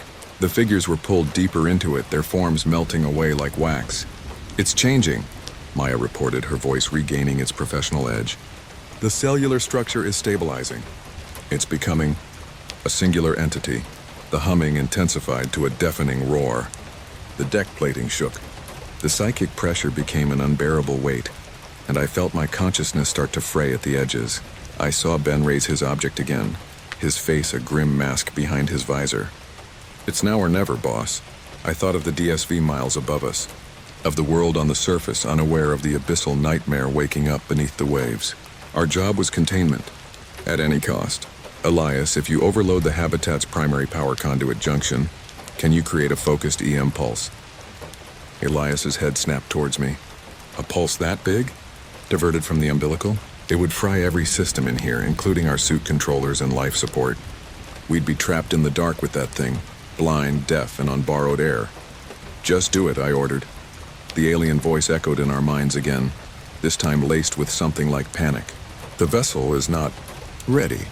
The figure of Dr. Thorne, now half submerged in the quivering black flesh, stretched a hand towards us. Join us, the great quiet awaits. Elias, now. I roared. Overload sequence initiated. 90 seconds until pulse. We need to get behind the living module's primary shielding. We turned and ran. The sound behind us was no longer just a hum. It was a shriek of organic machinery and 1,000 stolen voices vocalizing in agony and rage. We sprinted through the darkened corridors, my headlamp bouncing off the black, slick trails the thing had left behind. We passed the research hub with the placid figures, but they were no longer still. They were on their feet, their heads turned towards us, their movements jerky and unnatural. They didn't run. They simply began to walk, a slow, inexorable tide of the dead shuffling toward us. We slammed the heavy bulkhead hatch to the living module control room shut. Just as the first of them reached it, a heavy rhythmic thudding began against the titanium. 50 seconds, Elias shouted, his hands a blur on a physical control panel, overriding a dozen safety lockouts for the power umbilical. The psychic presence battered against my mind. You cannot stop the deep. I saw Ben and Maya slump against the wall, their breath ragged. I felt it too. A profound weariness, a desire to just lie down and let the quiet take me. This wasn't just a monster. It was a concept. The concept of final silent entropy. And it was seductive. Stay with me, I yelled, the words feeling heavy in my mouth. Report. 30 seconds. Elias grunted, sweat beading on his forehead, visible through his visor. Shielding is engaged. The pulse will be contained to the lab and command modules, but the backlash will be immense. The thudding on the hatch stopped. A dreadful silence fell, more terrifying than the noise. Then a slow, deliberate scraping began. It was the sound of something trying to find a way through the very metal of the hatch. 10 seconds. I braced myself against the bulkhead. 5, 4, 3. The last thing I saw on my suit's display was a proximity alert. A massive red icon appearing on the other side of the hatch. 2, 1. There was no sound. Just a flash of pure white light that overloaded my visor's sensors, followed by an absolute crushing silence in our comms. The psychic pressure in my head vanished, leaving behind an echoing void. Our suit systems died instantly. The lights, the comms, the HUD, the thermal regulators. Everything went black and silent.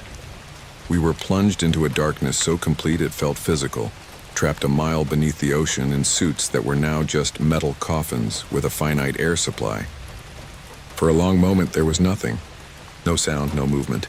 Just the frantic pounding of my own heart in my ears. Then a faint, wet, dragging sound started up again in the corridor outside. It was slow, wounded, but it was there, and it was getting closer. We had failed to neutralize it. We had only made it angry, and we were trapped in the dark with it. The scraping at the hatch began again, slower this time, more deliberate, more hungry. We were no longer a containment team. We were just the last meal. The silence was the first thing that hit you. Not a peaceful quiet, but a heavy, oppressive silence that felt like a physical weight. Down here, 5 miles beneath the surface of the Pacific, sound didn't travel so much as it was crushed. Elias and Anya, the 2-person crew of the deep-sea submersible Hades 7, were the only sources of noise in a world of absolute stillness. Pressure at 1,100 atmospheres and holding steady, Anya said, her voice a calm, professional murmur that barely disturbed the low hum of the sub's life support. External temperature is 1.8 degrees Celsius. All systems are nominal. Elias nodded, his eyes fixed on the forward sonar display. It painted a ghostly green picture of the abyssal plain ahead, a vast, featureless desert. They were geological surveyors, tasked with mapping this unexplored trench for its resource potential. A job that paid exceptionally well for a reason. The submersible Hades 7 was a marvel of engineering, a tiny bubble of life in a world of crushing blackness. Elias, his eyes fixed on the forward sonar display, felt the familiar mix of awe and claustrophobia. The viewport, a foot-thick circle of reinforced polymetric glass, showed nothing but impenetrable dark. They were more isolated than astronauts in orbit. No rescue was possible at this depth. They were entirely on their own. 2 hours into the descent, they passed the record depth for manned exploration in this sector. The pressure outside was monumental, a force that could crumple the Hades 7 like a tin can if any single component failed. The air, thick with the scent of recycled oxygen and the faint acrid tang of ozone from the overworked life support, felt heavy in their lungs. The sterile, almost antiseptic smell of the water reclamation system was faintly overlaid with the acrid scent of overloaded capacitors.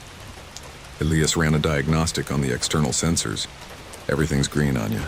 We're clear to proceed to the trench floor. Anya, the mission commander, gave a curt nod. She was all business, a veteran of a dozen deep-sea expeditions. Her focus was absolute, her demeanor unflappable. It was a quality Elias was grateful for. Panic was the real enemy down here. Surface comms are getting patchy, she noted, adjusting the frequency. Standard ionospheric interference. We'll be on our own for the next 6 hours. Stick to the mission protocol. No deviations. Understood, Elias said. Suddenly, the lights flickered violently.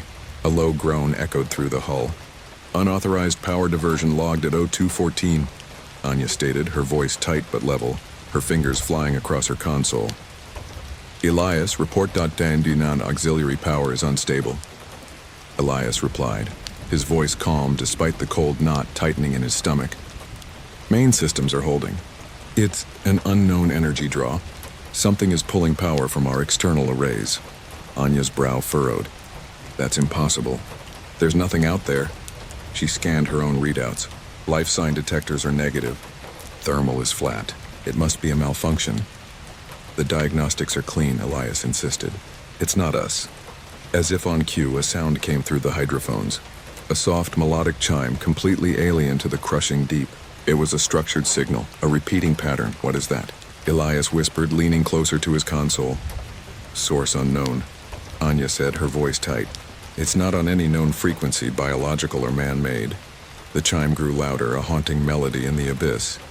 It seemed to come from all directions at once, resonating through the hull of the sub. It was beautiful and deeply unsettling. It's calling, Elias murmured, a strange fascination creeping into his voice. Calling for what? Anya snapped, her composure finally cracking a little. Elias, focus. Try to triangulate the source. Before Elias could respond, a new alert flashed on his screen. Proximity warning. We have a contact, he said, his heart hammering against his ribs. Something's approaching. Fast. On the sonar, a single point of light was moving towards them with impossible speed. It wasn't a whale or a squid or any known submarine. It moved with a purpose that was terrifyingly intelligent. Evasive maneuvers, Anya commanded, grabbing her controls. Event logged at 0259. Hostile contact classification pending. But it was too late. The point of light was upon them. The sub's powerful external lamps, capable of piercing a quarter mile of darkness, suddenly illuminated a figure directly in front of the viewport. It was humanoid. Long, slender limbs, an elongated torso, and a smooth, pale head with no discernible features. It had no eyes, no mouth, just a blank, seamless face. It drifted in the impossible pressure as if it were standing in a calm room. Its skin seemed to shimmer, absorbing the light. Both Elias and Anya stared, frozen in disbelief. The thing outside tilted its head, a gesture of curiosity that was profoundly, horribly wrong. What? What is it? Elias breathed. Anya couldn't answer. Her mind, so used to data and procedure, was failing to process what her eyes were seeing. No living thing could exist here. Nothing could withstand this pressure. Then the thing raised a long, thin arm and touched the viewport. A high-pitched screech like metal tearing filled the cabin. A spiderweb of cracks erupted across the reinforced glass. Alarm. Hull breach imminent. The melodic chime stopped. It was replaced by a deafening roar as the sea sought to reclaim this tiny pocket of air. Seal the forward compartment, Anya yelled, her training kicking in. Now, Elias. Elias jolted from his trance, slammed his hand on the emergency bulkhead control. A heavy titanium door began to slide shut, sealing off the cockpit from the small living quarters behind them. Water was already spraying through the cracked viewport, hissing as it hit the hot electronics. The figure outside remained, its featureless face inches from the fracturing glass. It seemed to be watching them, its intentions utterly alien and terrifying. The screeching intensified as the crack spread, the viewport groaning under the strain. "It's going to break," Elias shouted over the noise. "The bulkhead will hold," Anya said, though her voice wavered. "We need to send a distress signal."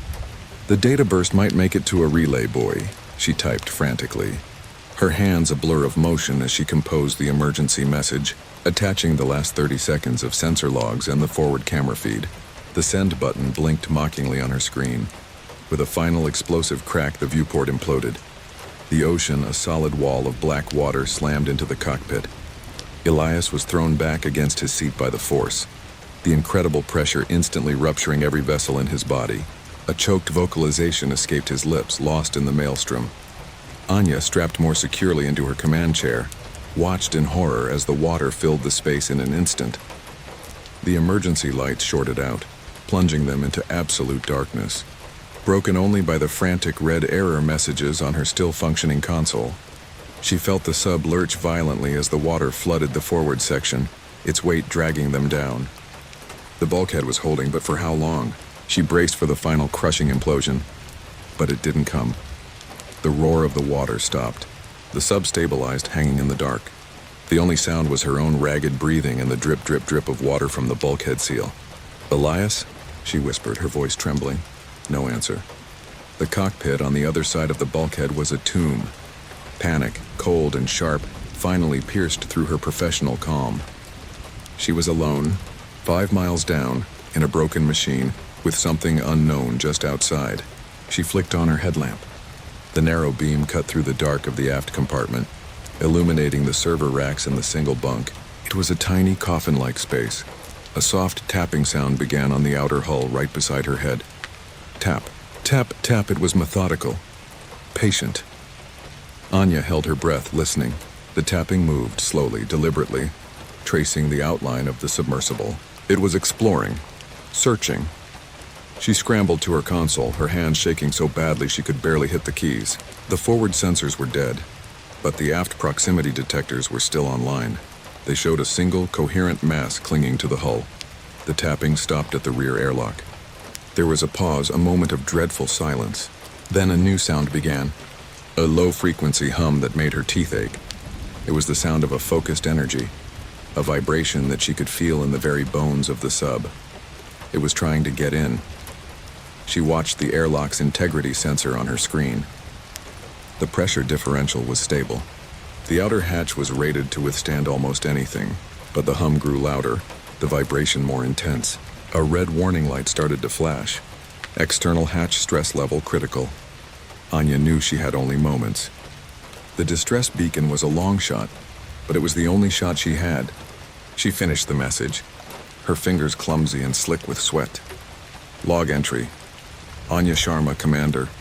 Hades 7 time, 0341 Zulu depth, 8491 meters forward compartment breached. Pilot Elias Vance. Lost, hostile, entity, attached to hull, attempting to breach aft airlock. This is not a malfunction. I repeat, this is not a malfunction. There is something down here. It is intelligent and it is hostile. For God's sake, do not come looking. Quarantine this trench. Quarantine. She was cut off by a deafening screech of metal. The airlock's outer hatch had been torn from its hinges. The sub lurched. The emergency lights flickered and died for good, leaving her in pitch blackness. The low hum was inside with her now.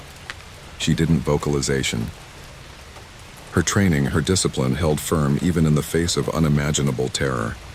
She just sat, paralyzed in the dark, and listened as something slender and impossibly strong began to pry open the inner hatch. Log recovery report. Deep sea drone. DSX-11 location. Mariana Trench. Sector Gamma 9 subject. Wreckage of submersible Hades 7. Drone footage shows catastrophic failure of the forward viewport. The cockpit is destroyed. The figure of pilot Elias Vance is visible, but the extreme pressure and decay make detailed analysis impossible. His body is covered in a thick, dark residue of indeterminate origin. The aft bulkhead is intact, but the inner airlock hatch was forced open from the inside. This is anomalous. The outer hatch is missing entirely. sheared off with extreme force. Commander Anya Sharma is not present in the wreckage. There is no sign of a struggle. Only a single clear handprint on the console, made of the same dark residue found on the pilot's figure. The final data burst from the Hades 7 was received by a relay buoy. The audio-visual data from the forward camera confirms the crew's report of a humanoid entity. The entity itself is not visible in the wreckage survey. Attached is the final corrupted log entry from Commander Sharma. The last few seconds of the recording contain a sound that our analysts cannot identify. It has been described as a soft, melodic chime. Mission status: unresolved. Recommendation: as per Commander Sharma's final directive, Sector Gamma 9 is to be placed under indefinite quarantine. No further expeditions are authorized. What lies in the deep should be left in the deep. On the surface, in a darkened control room, a grim-faced mission director watched the drone footage for the 10th time. He zoomed in on the figure of Elias, still strapped in his chair, the blackness of the abyss visible through the gaping hole where the viewport used to be. The man's face was a ruin, his eyes and mouth dark hollows leaking the strange oily residue. "What about the second figure?" the director asked, his voice low. A technician, pale and shaken, pointed to a different screen. "We enhanced the video from the moments before the breach." The entity, that was outside. On the screen was the smooth, featureless face of the abyssal creature. "Run the facial recognition software," the director ordered, a sense of dread crawling up his spine. "Sir?" the technician asked, confused. "There are no features." "Run it against the crew manifest," the director said, his voice cold. "Run it now." The technician complied, his fingers trembling as he initiated the program. The computer scanned the blank, shimmering face, cross-referencing it with the high-resolution photos of the crew. For a few seconds, there was nothing. Then the screen flashed. Match found 99.8% probability. A photo appeared on the screen next to the image of the creature. It was the ID photo of Commander Anya Sharma.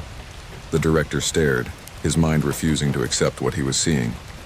The presence, the thing that had torn open a submersible 5 miles beneath the ocean, the thing that had taken Elias, had worn his commander's face. Or she had become it. He thought of her final, desperate warning. He thought of the empty sub. He thought of the handprint on the console. Where was she now? A new alert suddenly blared through the control room. It was from a sensor buoy, 100 miles away from the Hades 7's last known location. "Sir," another technician yelled, "we're picking up a signal, a structured melodic signal from a depth of 9,000 meters. The director listened as the sound was patched through the main speakers. It was a soft, beautiful chime. The same chime from Anya's final recording, but this time it was not alone. It was a chorus, hundreds of them, maybe thousands, all singing the same haunting melody from the crushing eternal darkness of the deep. They were rising, and they were calling.